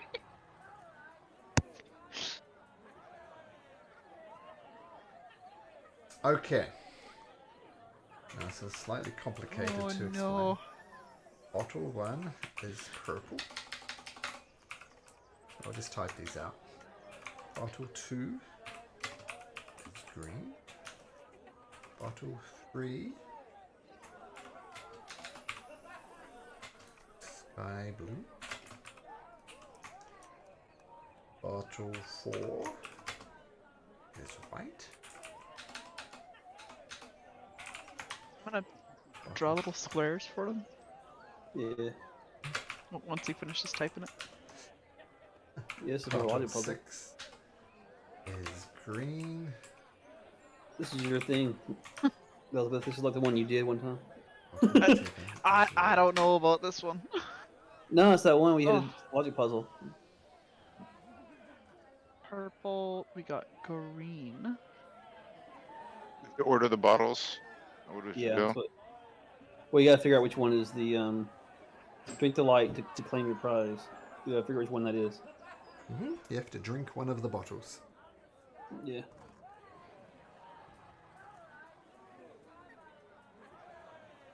Three are juice. One burns like flame. Uh, No two colors. I don't understand these clues. Fast, so it's not good paint. 2 of us are brewed from blight. Always More seem to purple, people that's throw- kind of strange. Are the bottles in order now, or do we have to order them? Or just... No, like the first bottle is purple, second bottle in a line is green, sky blue, white, and so on. They're all lined up. Okay, that helps. Right, I I have mean, in mind. I would conclude that we should like Not drink the ones to purple's right because they're brewed from blight. Yeah. So that's the Whoops. green ones. So no green Yeah, one. no green one. Sorry, I put too many. Yeah, Too many. logic puzzles. Yep. Pull the green ones out then. I don't know how to. It's purple. Well, it could be any. Is it just right to the right, or it could be anything? To Oh the wait, Malcolm. 3 are juice, 1 burns Hang on a like second. flame. So 3 are juice and 1. So juice is good. So the red one is a juice. Hang on a second. What were you gonna say? The middle one. It's the purple in the middle. Huh? Maybe what is purple in the middle? So No, 5? the answer. Bottle 5. It's purple in the middle. Someone to drink. Well, 2 and 6 are blight. Yes. So 2 and 6 tasty are blight. those at each end. Even the weird- flasks hold not but pain, so it's not Right. green and it's not white. Right. A shade of sky will leave a stain, so sky blue is wrong. Though tasty are those at the end, neither is a winner's friend, so the purple bottle 1 is wrong, which leaves only bottle 5. Top 5. Wait, so sorry, why is bottle 1 wrong? Because the end. It's on Those the end. tasty are those at each end. Okay. Neither. The Neither white one is even, and that's so that one's no good. yeah, so that leaves 5. Yep. Fog will drink bottle 5. Bog. What got rid of white blue? What was that, sorry? I was just asking the team what eliminated light blue. Light blue was bottle 3 was a sky blue bottle. Yeah, a That's a suspicion. shade of sky will leave a stain. Okay, I agree. I think it's 5. Okay. To pick out bottle 5, Gosaliad kind of freezes for a second. You drink it down.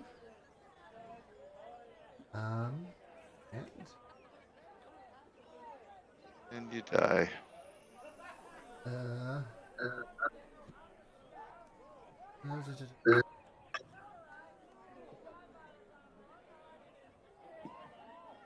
Extra here that I'm just until you got the right bottle.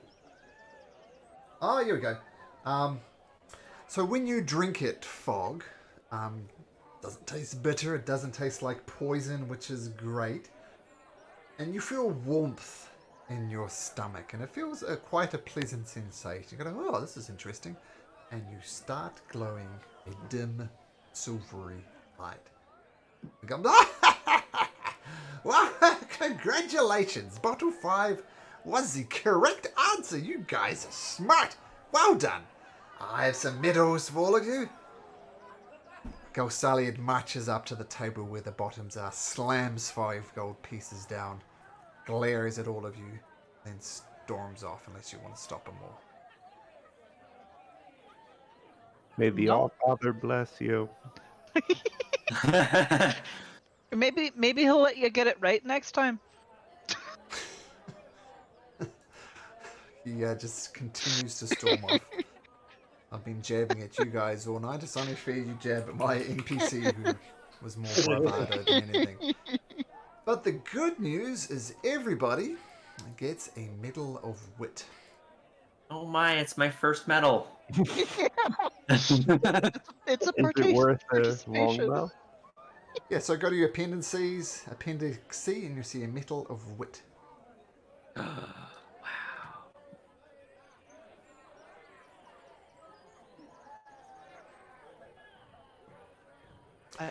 I didn't even get to think about the riddle before you got it, Fog. It was pretty impressive. Puzzles are actually one of my favorite things. Yeah, I was going down one by one. Like as a person, I was personally like typing doing it all puzzles? out. Yeah, I love puzzles. Oh, cool.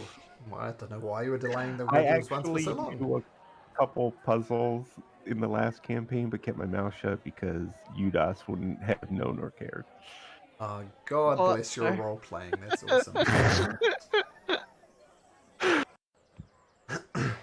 Okay, you see people. The goblin is now closing up shop as some of the other stores. You see the orc who is doing the pie eating competition. The Aarakocra closing up the maze. And everybody is gathering in these fields for the end of the festival type of celebration at the end. I assume you guys wander over there.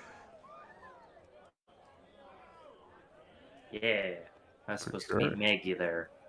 Yeah, well, you do see Maggie. In fact, you see all, coincidentally, all 5 people who I've shown you pictures of.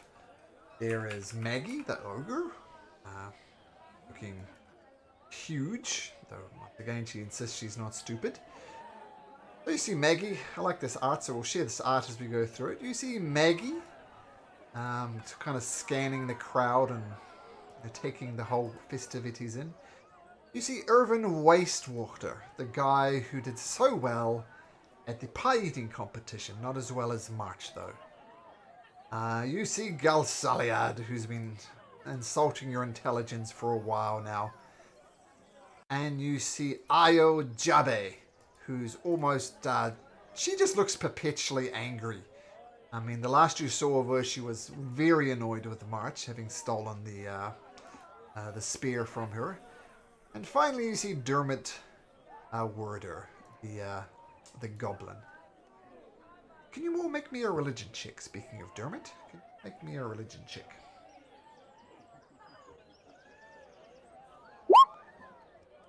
Fog coming through again. That's all pretty good. Who are we missing? Turtwink.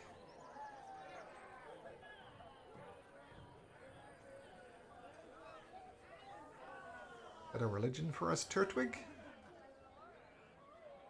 Sorry, here I go. No problem.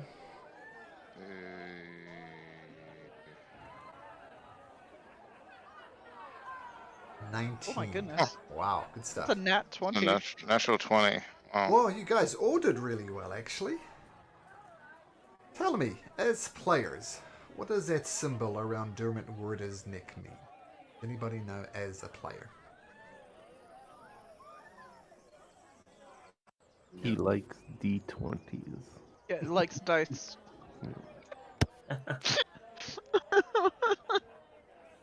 The symbol he wears around the neck is the sign of the Luxon. It is very much... Oh. Ah, now it clicks. makes more sense. Yeah, so it's the sign of the Luxon, which is the predominant religion in Jorhasian places. So he's obviously worshipping the Luxon.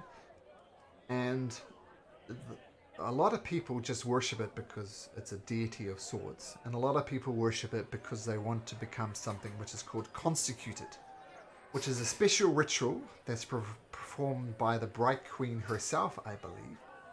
And the whole idea is once you've consecrated, if you die, you get reborn in another body. And once you reach a certain age, you have memories of your previous life. So it's not unusual for people to be reborn over and over and over again. And the whole idea of it is that you become a better and better person each time you learn from your mistakes. And it's also quite conveniently a path to immortality as well. Just keep on getting reborn and reborn and reborn. Assuming that you're close enough to a thing called a beacon. If you're too far away, maybe the beacon can't find you. So some people have wandered away to maybe other planes even. If they die there, they don't get reanimated again, or reincarnated again. That's the basic idea for the Luxon, and that's what you see Dermot wearing around his chest. I hope that all made perfect sense. It reminds you of some of the themes from Campaign 2 as well, which this all came up in. Clear as mud? Yep. Yeah. All Yep. right. Yep. Okay. So who wanted you? Fog? You were going to say hi to Maggie, or Maggie will say hi to you? Oh, I don't think so. Did Maggie and I have a special I don't think so. relationship? Oh no, it was sorry, it was Ran Farron, right?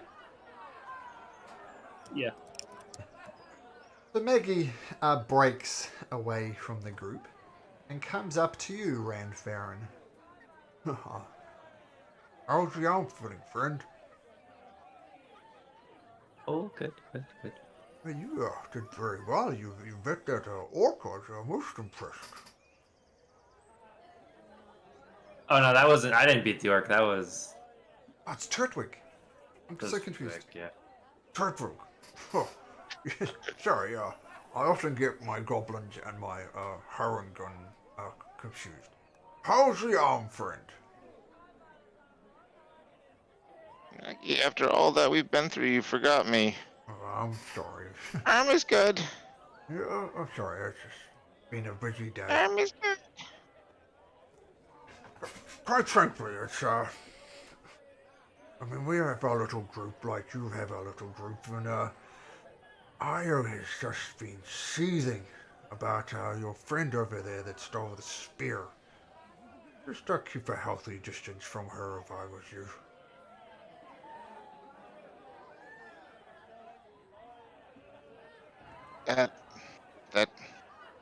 That elf. Well, sorry she got you off on the wrong foot, Maggie. Yeah, She's a bit competitive. You can understand. well, she's hyper competitive, if you ask me. And we're a ragtag group of adventurers like the next person, and she's kind of set herself up as the leader of the party, and we do follow her lead. She does fly off the handle every now and then, but she has our respect. She saved us a couple of times when we needed saving. So, yeah, impetuous leader. Who's the leader of your group, Turtwink, if you do have one? The leader of our group. We don't have a leader. We don't do leaders. Trisha? Yeah, merry men, women. Okay, well, I can respect that. Yeah. So, yeah.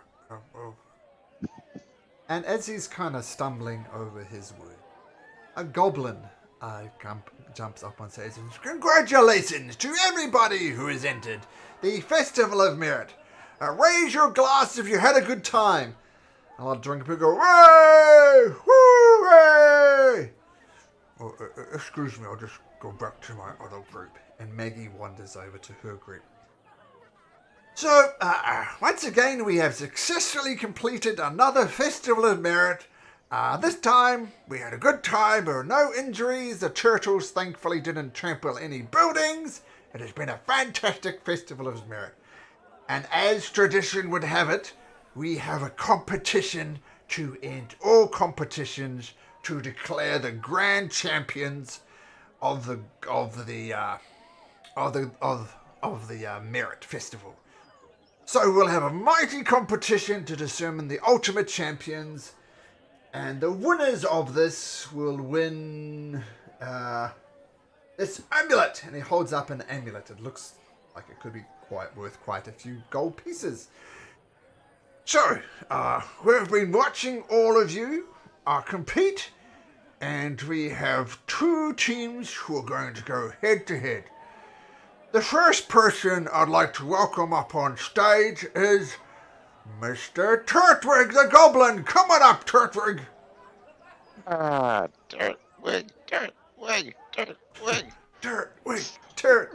Turtwink.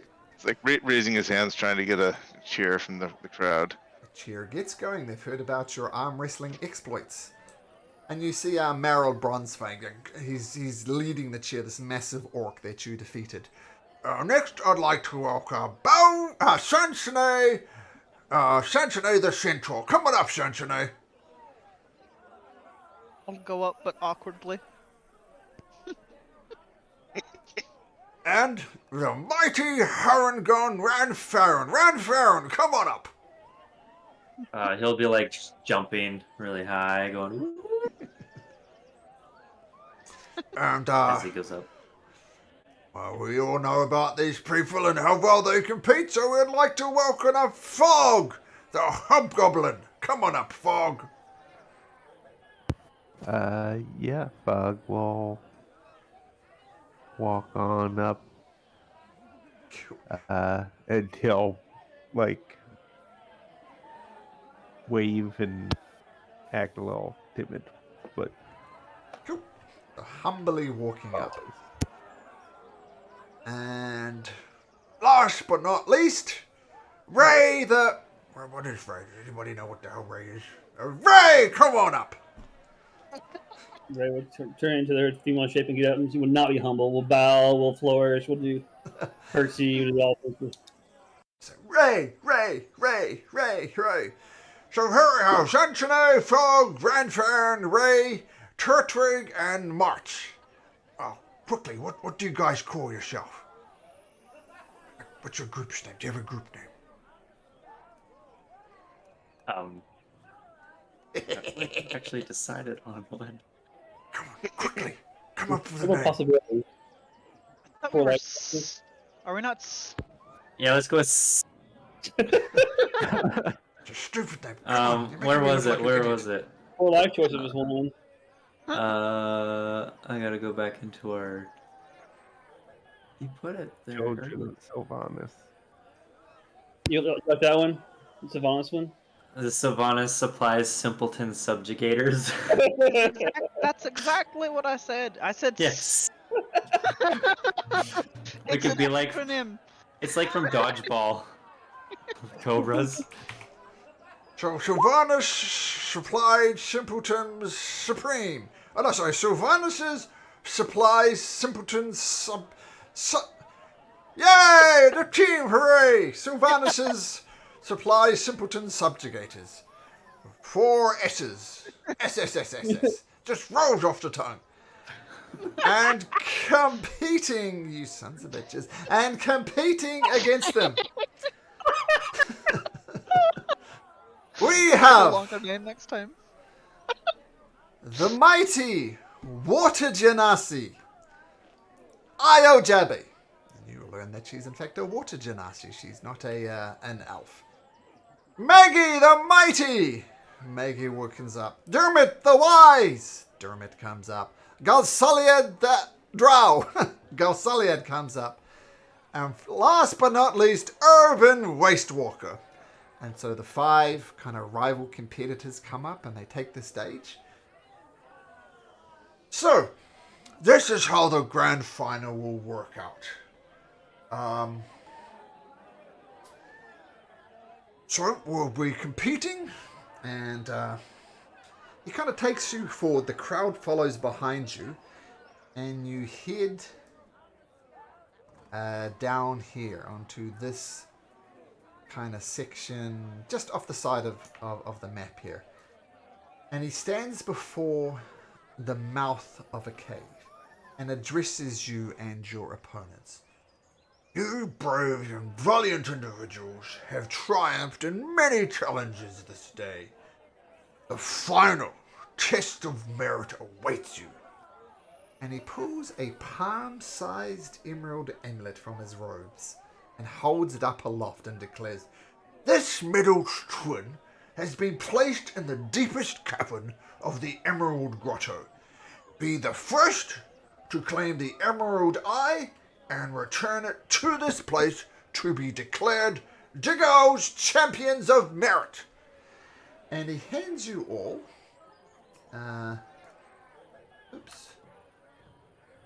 He hands you all a potion, including your competitors. And it looks like that. So, the Emerald Grotto is underwater, which is, of course, problematic. But you can each have this potion of water breathing, which should last you a good hour, which is plenty of time to go in and out. So, if you can't breathe underwater, then I will show this. I feel free to drink it. This is a description of the bottle. Yeah, smells of the sea and has a jellyfish-like bubble floating in it. So well spotted, Sansone. You see, everybody except Io Jabi, the Water Genasi, drinking the potion. Do you guys drink it? Yep. Yeah, bottoms up. Okay. It looks like arrowroot juice or bubble tea. Bubble tea. Okay. So, it's on your marks, get set, go! And, I'm going to have... can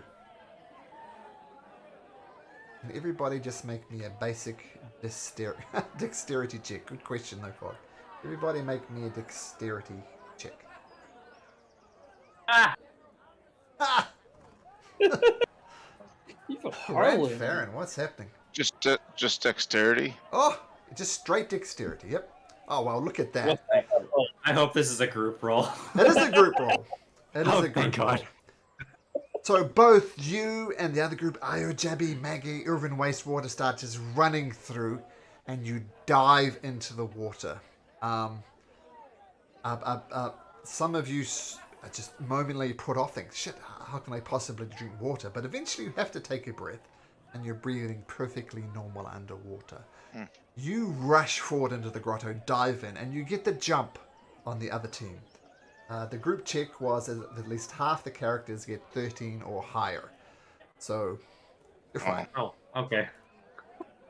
Okay, and you Dragging the jump into the grotto and immediately submerged into water. Now, how are we going to do this? Just to make it a bit simpler. This is you guys, right here. You should all be able to see a little bit up the passageway here. I'll just confirm that you can all see that. Yep. Yep. Okay, just otherwise we're going to get a very silly Congo line going through this. So we're just going to do it like this, and if we need to break out into individual tokens, we will. Okay, so you jump into the water and you get the jump on the competitors, on the team. And you zoom, round this corner and come into this cavern here. And light is trickling in from the grotto's entrance, is blotted out by thick patches of kelp that fill this underwater chamber. The top of the kelp fronds brush the ceiling, but between the stalks, you can spot a glimmer of light coming from the other end. Now you're fully submerged, now you're fully underwater. Some of you are panicking a little bit, trying to take breaths. No problem. No problem going down. This massive kelp in this cavern is kind of slowing you down. It's hard to go with this breakneck swimming speed that you're doing with. I need everybody to make me an athletics check, please. Everybody make me an athletics check. I'm assuming March has kind of pulled a hammy at this point, and he won't be part of this. Nice roll, Ren Farron. Made up for my 1 on the last one. Okay. Okay. So you go through as well as you possibly could imagine. You kind of work as a team. Ran Farron pushing things away. Ray struggling a little bit, but Fog kind of grabbing him by the scruff of the neck and pulling her through. And you go through as successfully as you can, working beautifully as a team. You hear the splashes and bits and pieces behind you as the other group is still behind you. And you come to this intersection. The Cavern Fork splits into 2 tunnels. Which way would you like to go? Is there anything give us a choice? Left. Sure. Left, which would be down this way. I don't know. That is left. What? Well, you're going this way. This is left turn. That's what I meant, yeah. Okay. So you continue swimming through there. You look behind you, whoever's swimming last, and you see the other group, led by Io Jabik, going down the southern passageway. So they're going on a different passageway, hoping maybe to catch up some time. And you swim through into this cavern. And the walls, ceilings, and floor of this chamber are covered in a bioluminescent algae, which emits a faint bluish glow that dimly lights this wide cavern. 2 large, jagged stone pillars, also coated with algae, stand at opposite end of the chamber. Surrounding the far pillar in front of the exit from this cavern is a thick patch of bone-white seagrass. I stumbled through my narration, but there it is. Okay. So to get through, you kind of have to swim through this ghost class.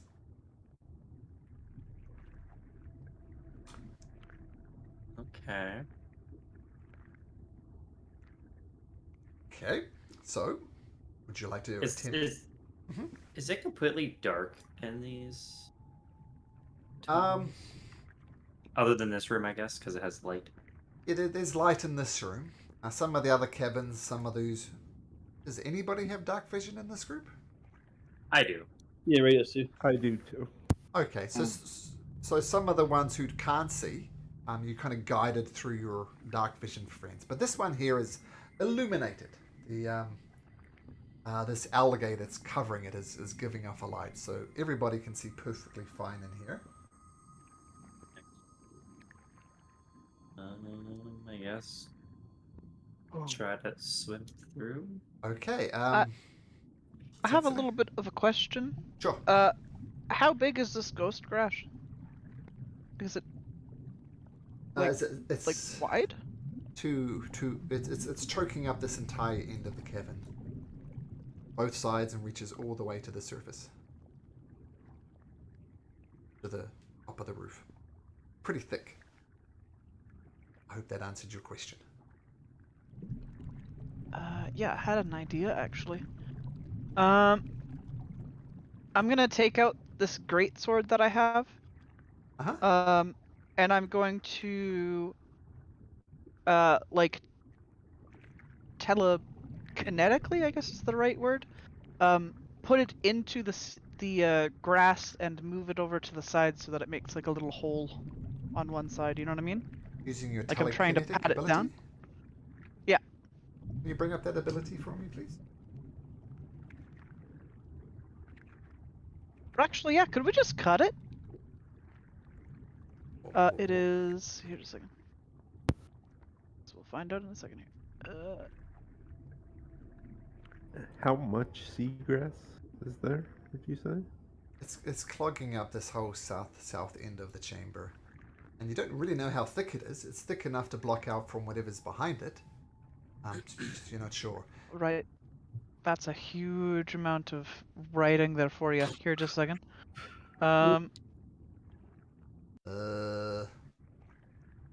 Just looking at telekinetic movement, right? Yeah. Move an object. So object.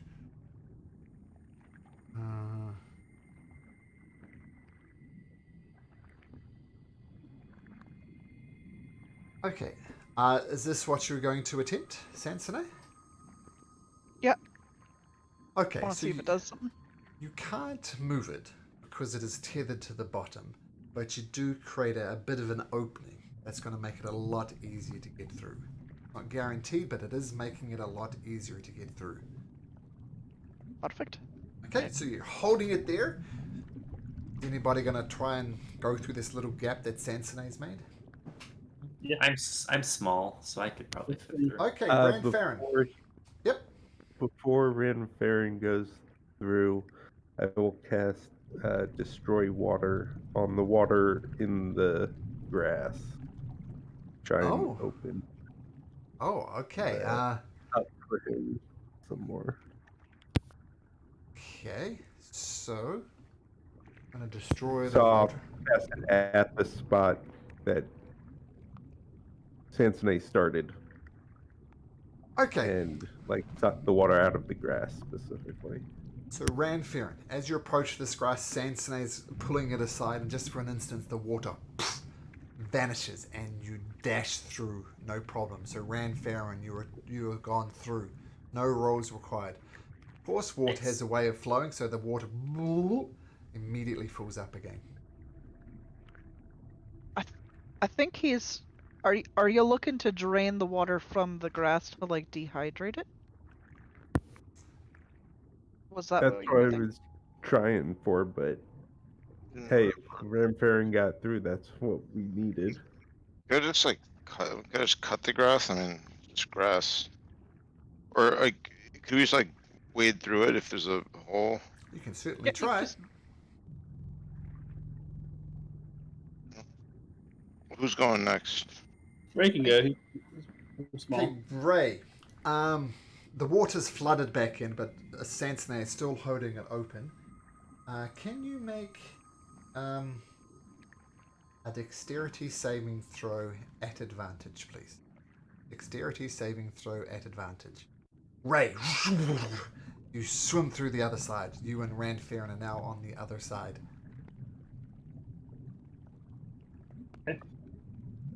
Oh, Turtwink. Dexterity saving throw at advantage sounds like Yes. a Yep. good deal to me. Oh, no problem. Even without advantage. Didn't even do advantage. You go through. Fog, you go through as well. Now, Sansone.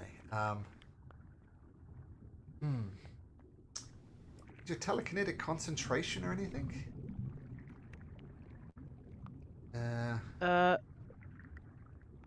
not technically. I think you could just hold it open as you go through. Okay, same deal with you then. You're holding it, going through. I think you can do both of those things at the same time. So make me a dexterity saving throw. Perfect. You all just instantly slide through, spells popping off, helping people go through, and you push through in the other side in pretty quick time. Okay, now the cavern gets a little bit darker. And some of you are having to hold hands to, be guided through it. But you're swimming, you're making good signs, good progress. And you come out into this massive cavern. Now I just need to pick something on your character. The 4 S's. Here we go. Cheater. You gotta say it. You can't just do that. Okay, fair enough. Let me scroll up to it. Here. Oh, no. Sylvanus' supplies simpleton sublic shakers. I'm going to look up that group and just check something. Turtwink. You notice, looks like there's a little cave up the top there, maybe hidden behind something. Little hidden cave up here that you spot. But the rest of you, as you enter, you notice things start shaking. And as you swim into the area, ripples course through the water as rocky debris begins to slide towards you. It's like a bit of an underground avalanche almost. Can everybody please make me a dexterity saving throw, please? Dexterity saving throw. Okay. The DC was 14, so only Randfarron and Fog make this. The rest of you can take 3d6 bludgeoning damage, or 8 points of bludgeoning damage. Oh, sorry, it's half as much as a successful one. So Randfarron and Fog take 4 points of bludgeoning damage. Now, the bad thing is that this landslide has come through and partially blocked the exit. There may be a way to, it's pretty haphazard. It hasn't completely closed the cavern. There might be a way through there. If you'd like to start searching, there'd be an investigation check. And I need to know with Turtwink if you do something, if anything, with this hidden chamber up here. We'll start with Turtwink. Turtwink, do you do anything about this kind of hidden entrance, hidden cave up here? Tells us there. I think you're telling me to whip up my shadow, but if not, Oh, no, I'm I'm gonna not. do that. Oh, You said he's the one who notices what you're trying to say, Yep. right? You're the only one who notices this, so it's your decision about what to do with it. That's what I'm saying. I'll go take. I mean, I'll go take a closer look at it. Okay. You peer through, and it seems that this mini rock slide that's come through has kind of opened up this area, which is where you pointed. You poke your head inside. Make me a perception check.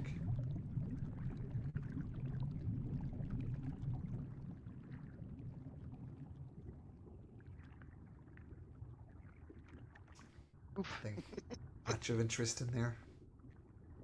The boring cave. The one. It is a one. I'm gonna give you a fail. Sorry. Okay, so I don't see anything in there, so I guess that's the end of that. Is there? Yeah, and there was something in there. Do you want to know what it was, or would you like to live in ignorance, Turtwink?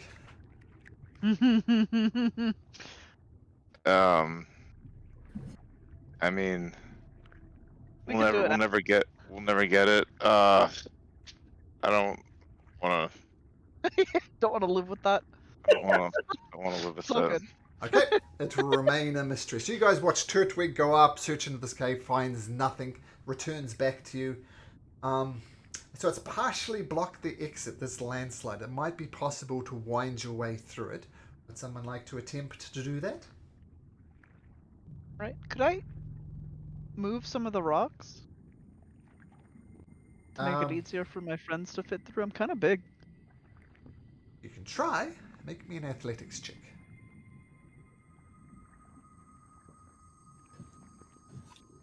If I can fit through, I can accept that.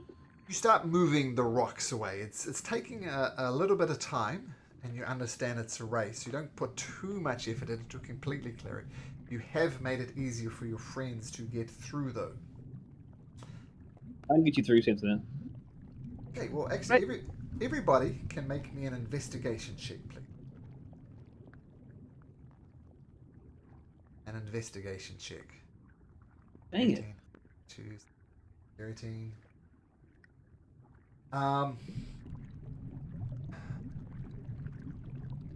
It takes a while. Actually, so this at advantage, sorry. Thanks to Sansone. So the Rays are 15, Fogs are 17. Those other people can re-roll their dice as well. Thanks to Sansone moving it. Sansone is now a 17. Turtwig is still a 13. And Ranfarin...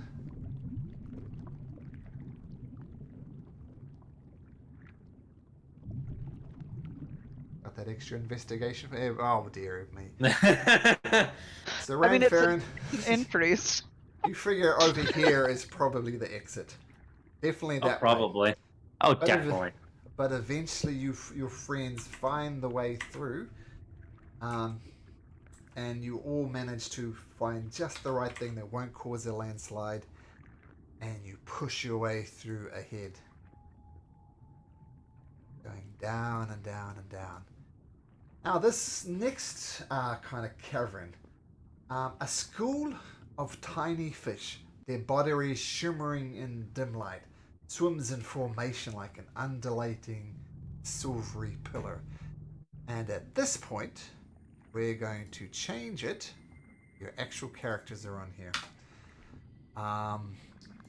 The only thing I'm going to say is, say Turtwig and Ranfarin are at the back because Ranfarin's check was so terrible.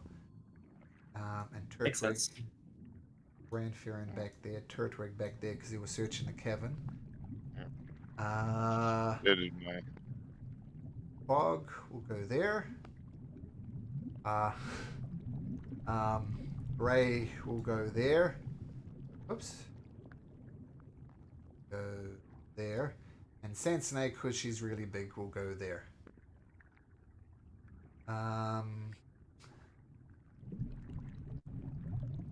Okay, and you see this. You should all be able to see as well, even though it's without dark vision. Ranfarin can't. Move you over there. Right? Why can't you see Ranfarin? Do you see? Yep. That's I got nice. dark vision. Yeah, eat your carrots. Yeah. Okay, I so do it wrong. so Put me in a wall though. is that the problem? I can see here. Okay, cool. Oh, Okay, so now you put me in a wall again. tiny. Here we go. That's probably better. So these fish almost look like mini piranhas are lashing around in here, and I'd like you all to please Roll for initiative. Oh lord. oops. Wow. You really wanted to go first. Okay. All right. So did we get everybody in? 1, 2, 3, 4. Who are we missing? So don't forget, Sam, to click on your token before you roll initiative. Then it'll automatically go in. Oh, That's right. My I have bad. DM powers. I can fix it. 14. Wow, those are great initiative rolls, guys. Sansonay! Oh, not there. Sansonay! These fish are just almost looking like mini piranhas swirling around you. What do you do? Right. So my health. I think that is my health because I got hurt on a previous thing, and then again on this one, right? Or not this one. I Yeah. think it is correct. Flashlight thingy. Oh Well, I'm gonna take a big breath Okay. as my bonus action. Bonus action, you heal yourself up. Nice. Decent. Right. I'm gonna scoot up against this corner so that people can actually do stuff. And I'm gonna smack him with a sword. It's a school of them. Because you are underwater and you're using a sword, that is a disadvantage on your roll. Hard to swing your sword underwater.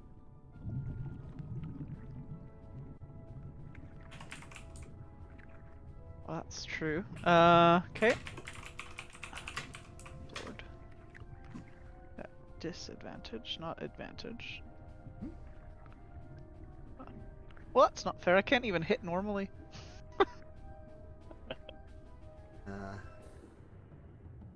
So, I'm guessing it misses. Or does it hit? 12 does miss. Shit. And so just the rules for fighting underwater. If you have a swimming speed, your melee attacks are just normal. Just normal attacks. You also have disadvantage unless you use a dagger, javelin, short sword, spear, or trident.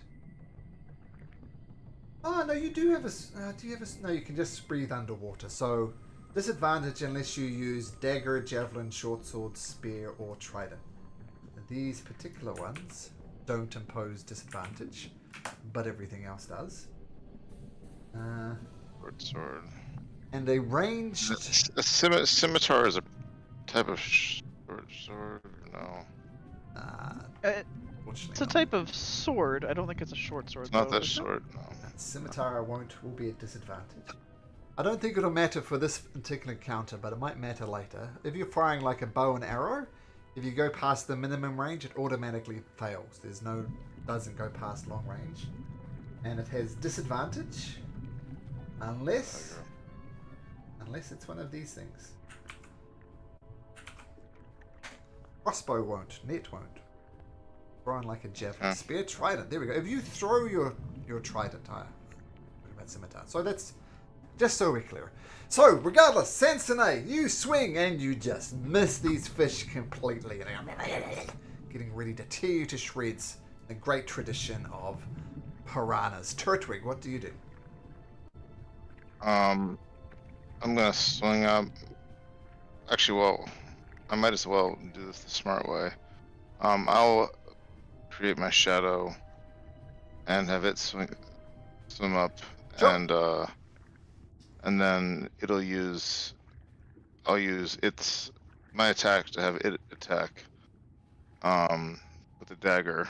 Okay, so straight roll. Dagger sticks into it. Nice. And the dagger is like not much worse than my Scimitar. 10. Holy crap. Good. Oh. Okay, so your shadow just gets out its little dagger and starts carving through these fish, doing 10 points of damage, and several of the fish just die. Still a big swarm of them there. I'm assuming that's your turn, Turtwink. Farron, everybody's favorite Harangon. What would you like to do? Yeah, I'm going to Eldritch Blast if I can. I think I can. Okay. Yeah, I got a direct line. Okay, Eldritch Blast 16. Explodes on it for 6 points of damage. The fish are slowly evaporating, but there's still lots of them there. Feel free to move if you like, Grand Farron, and now it's Fog's turn. Toll the dead. Toll the dead, so wisdom saving throw from a bunch of fish. Yep.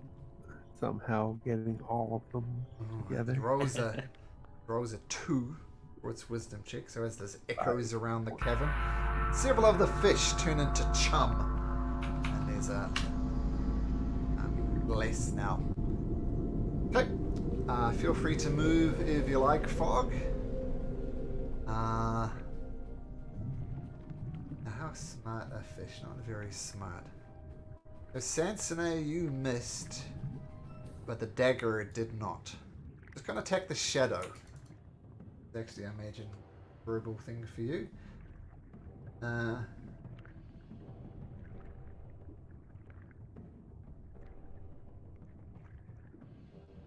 Okay, so it just swarms around your Natural 1 on the Clippers. These things are not proving terribly good opposition. So it's just confused about your form. It's kind of a bit wiggly around the edges, and it attacks the wiggly edges, not the thing itself. Fails terribly. Ray.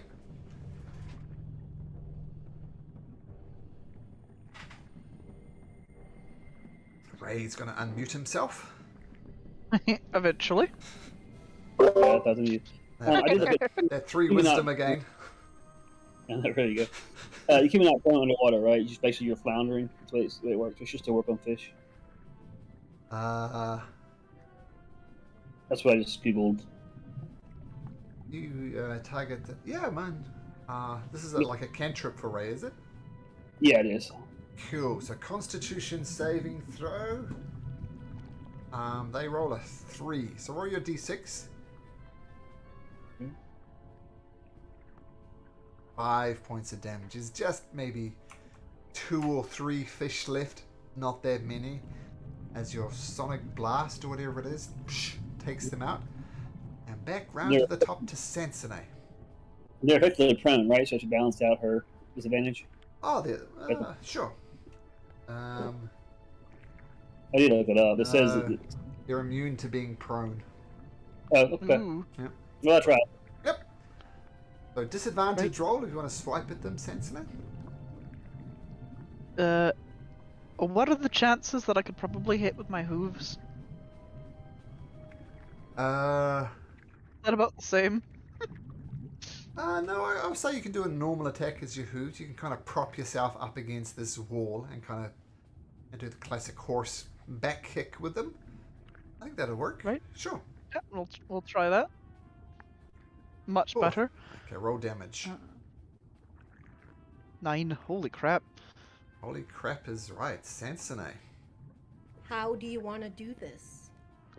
I'm imagining just the few, like, fishes that are left, I just, like, I guess horse kick one and it slams into the others and they all just fall. Okay, nice. So we're out of initiative order now. Feel free to move your tokens. You might have to squeeze through here if you like, Sansone, but you can get through there.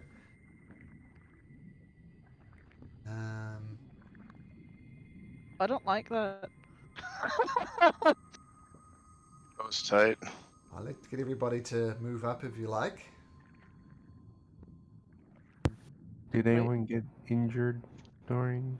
I'm still hurting, actually. I've been hurting for a while. I haven't said anything about it. Oh. Yeah. I hurt myself when we did that, whatever that rock slide, but it's not bad enough yet to even do my. Okay, start moving around now. I have to get you to do this.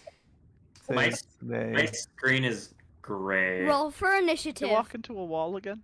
Yeah, I think it clipped me through a wall, so I can't see anything. I can't see anyone.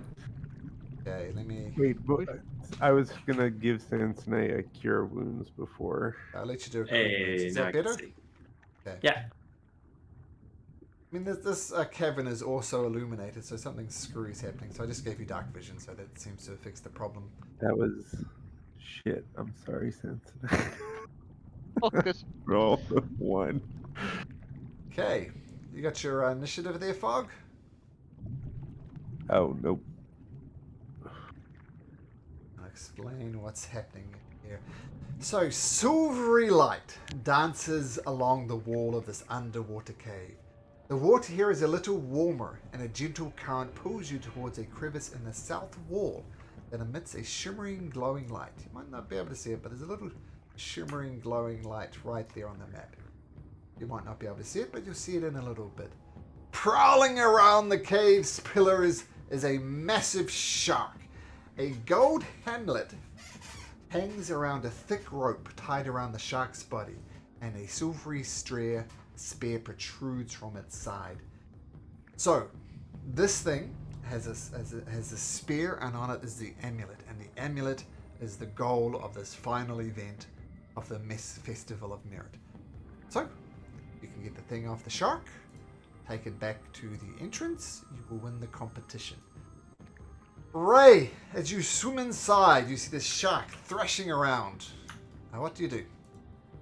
So, and I can't see it, so I guess I can't really see it. 'Cause if I... Sure, I think the lighting's screwing, but you just see it on the other side of this pillar here, Ray. Yeah. Okay. Let me do movement first, then. Let's see. Okay. And it's an amulet around the shark, basically. There's a spear in the side of the shark, and on the spear is the amulet. Okay. Well, for this turn, I'm just gonna do a mind thrust. So it's a intelligence save for a D10. Okay. Save. Okay, intelligence save. Rolls a 0. Okay. They're told to 10 damage. What type of damage? Psychic. Psychic. So you get right into the shark mines, and it takes 10 points of damage. It just shakes its head, getting ready to look like attacking Sansone. Feel free to move if you like, Ray. It is half movement, just so you know. Okay. Because you can breathe underwater, but you can't swim very well underwater unless you have a swimming speed. Sansone! Right. I'm gonna move up a little bit. And I'm gonna kick it, since I know that works better than using my sword. Okay. Kick. Oh, your hooves connect beautifully. Kick this thing right in the snout. Shakes it off. Did you say where you are, Sansone? Do I say where I am? Stay where you are. Sorry, stay. Yep. Okay. Sure. So kick this thing in the snout and hold your position. Fog. I will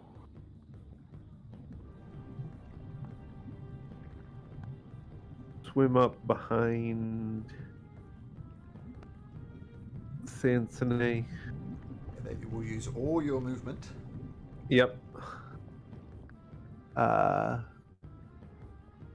Told the dead on the shark. Okay. Wisdom saving throw for the shark. What was it, 15? Is it 15? Oh, 15, yeah. Passes? We'll save. No, Yeah. we'll save. So the toll rings out, the bell, you hear the bell sound, but apart from that, no obvious effect. Unless you have a And bonus then- action. Yep. Yes, I will bonus action fake it to Sansone and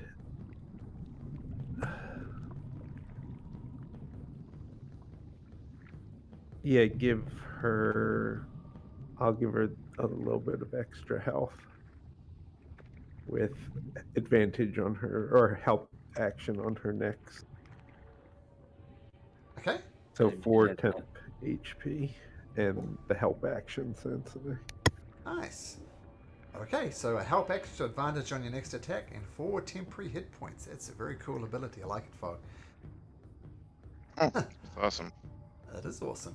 Rand Fearon, I'm ignoring you, Eldritch Blasting Ray. What would you like to do? Yeah, I was trying to click my bonus actions because I don't think I can get there. Okay. 5, 10, 15. Oh, never mind. It's right there. I guess I'll Eldritch Blast. Okay, make a roll. This crashes against the far wall of the cavern. Misses the shark completely. Isn't meant to be. Okay, That is all. Okay, Turtwink.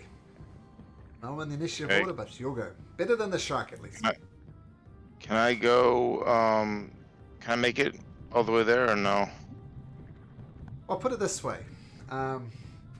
If you, I'm just going to move for you for a sec. There is 5 feet. If you take a Yep. diagonal step, it's 5 feet as well. But if you take a second diagonal step, it's 10 feet. Does that make sense? So your first Yeah, Pythagoras would be proud of you. it's an approximation. So I can't quite get there. That's fine. So I'll get well, that's 15 to get here then. Yeah, but 5, you 10. can't go there though, because you'll have to end your turn in Sansone's square. And that's not allowed. Okay, well that's fine. So I'll go to here and then I'll create my shadow. And then my shadow will make it the rest of the way. I think that's how I can do it. Okay. And I will let the shadow do its attack with a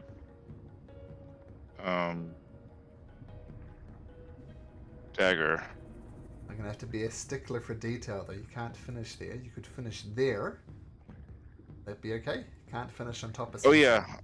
Okay. Sorry. I didn't realize. I didn't realize since it was fully.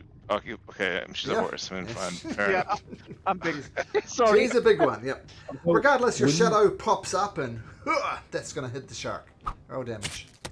I love this. Turtwig be small, by the way. This turtle. He's 3.5 feet. So But he's medium, right? Medium size. he Oh, okay. projects a big persona. But Rand Farron is small. So I think someone's implying that you could share the same space, right? A small creature and a large Yeah, creature. with a tiny- large creature. Yeah. So no one can share Sansonay space except for Rand Farron. Regardless, the dagger comes out. His shadow hacks into the shaft and into the shark. And the shark is going to turn its attention to Sansonay. Big, huge teeth, jaws like comes snapping at you. Chop! Rolls a 18, is that it? Yeah, that meets it. So you see this shark just take a massive chunk out of a Sansonay's flank, and you take 20 points of piercing damage. Right.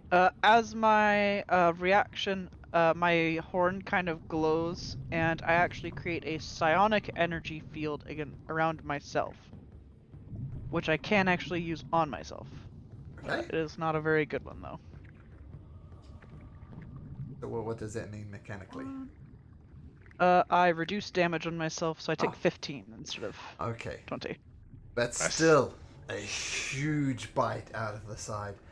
And then the shark gonna swim away over here. Sansonay and the shadow may take a reaction attack if you so choose. I unfortunately can't because I just used my reaction, but the shadow Okay. can. Okay. Shadow can do a reaction attack. Yep. Yep. Okay.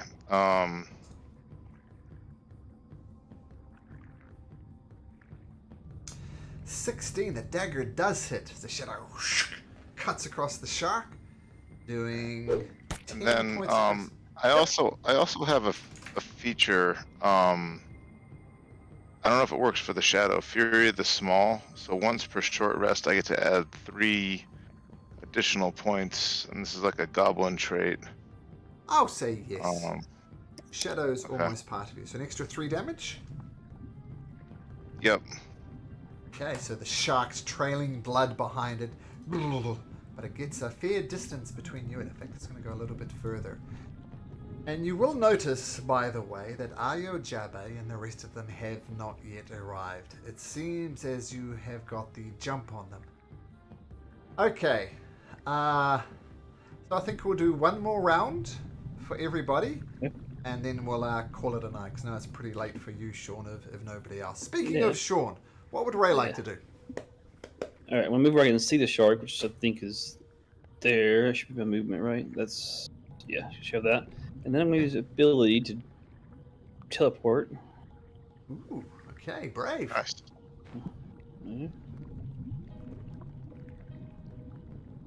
Okay. And try to use my action to grab that amulet and then teleport back.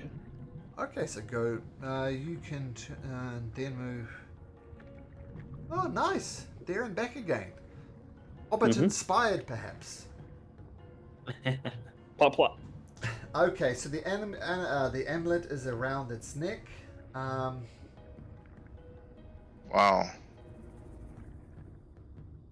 Okay, make me an athletics check, Ray. Try and grab this amulet.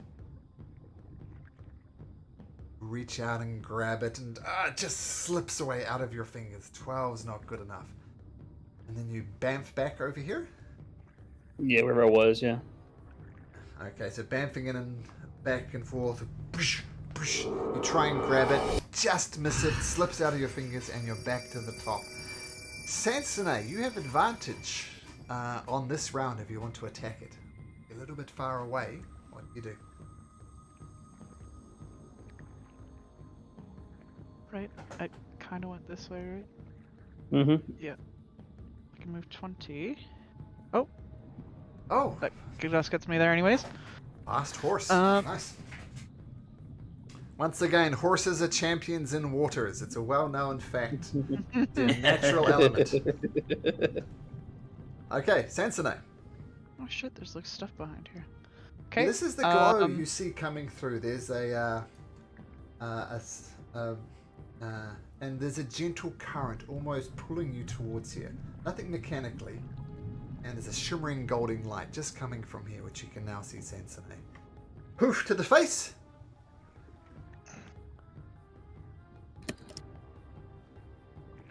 Sorry, there's a current, you said?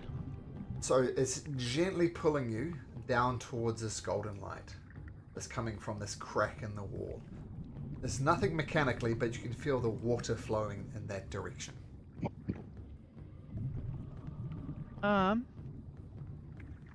Yeah, I'll do another hoof. Okay. Yeah.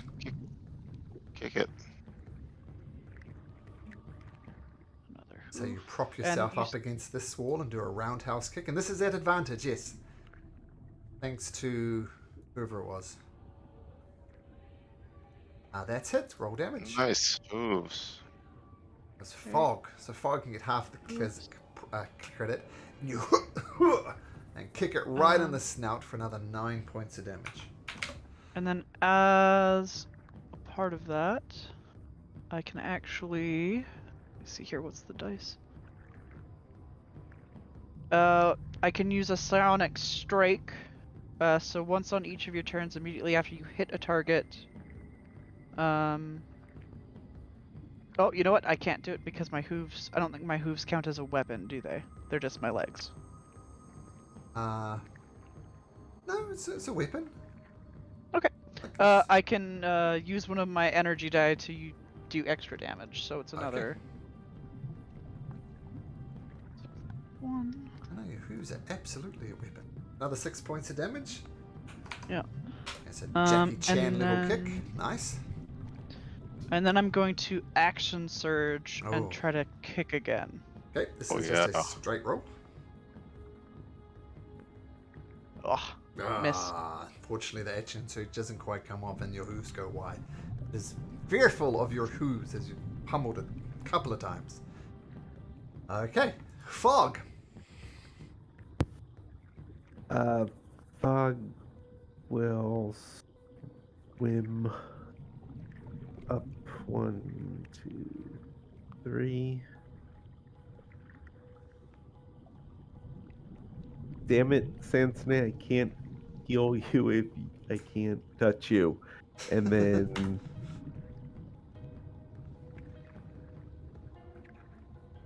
told the dead the shark. All the dead like it. Okay, so wisdom saving throw. It's a flat roll for it. That roll is a natural 20. Somewhere the DM gets a cheer. Oh, of course, on the 11. Yeah, a natural 20 for the save, so that's the way the cookie crumbles, unfortunately. Rand Farron. Actually, I hope we're friends. I can just call you Farron, right? Of course. Okay, Farron, what would you like to do? 15. So does this count as I can technically see like the tip of it? Just the tip. What are you trying to do? Just the tip. Eldritch Blast. Yes, but it's going to get 3/4 cover. It's going to get +5 to its AC. Well, that's all my movements, but I guess it is what it is. Okay, take your shot, and we'll subtract 5 from this roll. What it is. Oh, it hits! Remarkably. Well done. Oh, Oh, Wow. my poor sharks. Poof. This genie powers. shark is actually quite powerful, but you guys are tanking it. Well done. Okay, Turtwink. It's nice to win a battle. We're not there yet. So, I guess I can move 15. Yep. Then, does my shadow also move slowly, or can he go at 30? Because he's just a shadow. Same. Half speed. So he does Okay, have so some he's- substance. He needs to. Half speed for your shadow. So he'll go. He can make it. I guess. He can make it to here. Okay. And then I mean, I guess I think I can just still use a crossbow underwater. Yeah. Yeah. No Still penalty shoot either. up to. Close enough. So that's just a crossbow. Oh. Yeah, I'm gonna give you another one. Sorry, Yeah. buddy. Yeah, you're trying to load your crossbow underwater, and it's just confusing, and just stumble over it. Yeah. Glad I didn't hit my. Well, it was a crit fail, so glad I didn't hit myself on the foot or something. You can hit yourself on your foot if you like, but mechanically, just a miss. Yeah. The shark. I'm getting annoyed as the DM is as you guys keep on hitting this thing, despite it being behind cover, despite it trying to swim away much faster than you can catch it. It's going to try and bite Sansone. Big chomp has come out again. The 16 hit? No. So it's going to use its bonus action to take the dash action on a miss. It's going to run up to here as a bonus action. And... So sorry, that's the sorry. dash action, not the disengage Sorry. action? So when it misses with a bite attack, it can use a dash action to move up to 25 feet, and not provoking attack of opportunities. Okay. And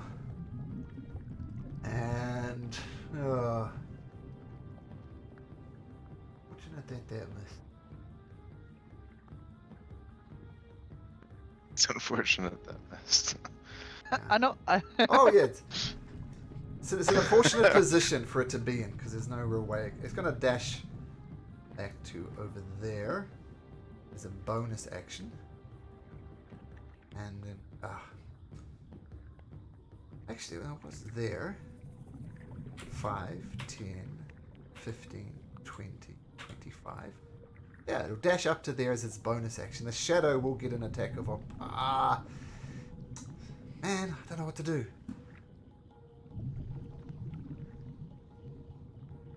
You want to count at the top of the round and give you a week to think about it? Yeah, okay. What's it going to do? It's going to use its movement as its bonus action, anything else to go there.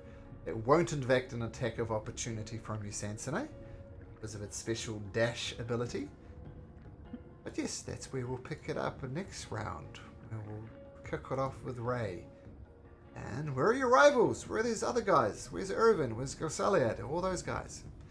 Tune in next time for the next episode of Call of the Mighty Deep and the mighty adventures of the... We love you, Malcolm. So many rows.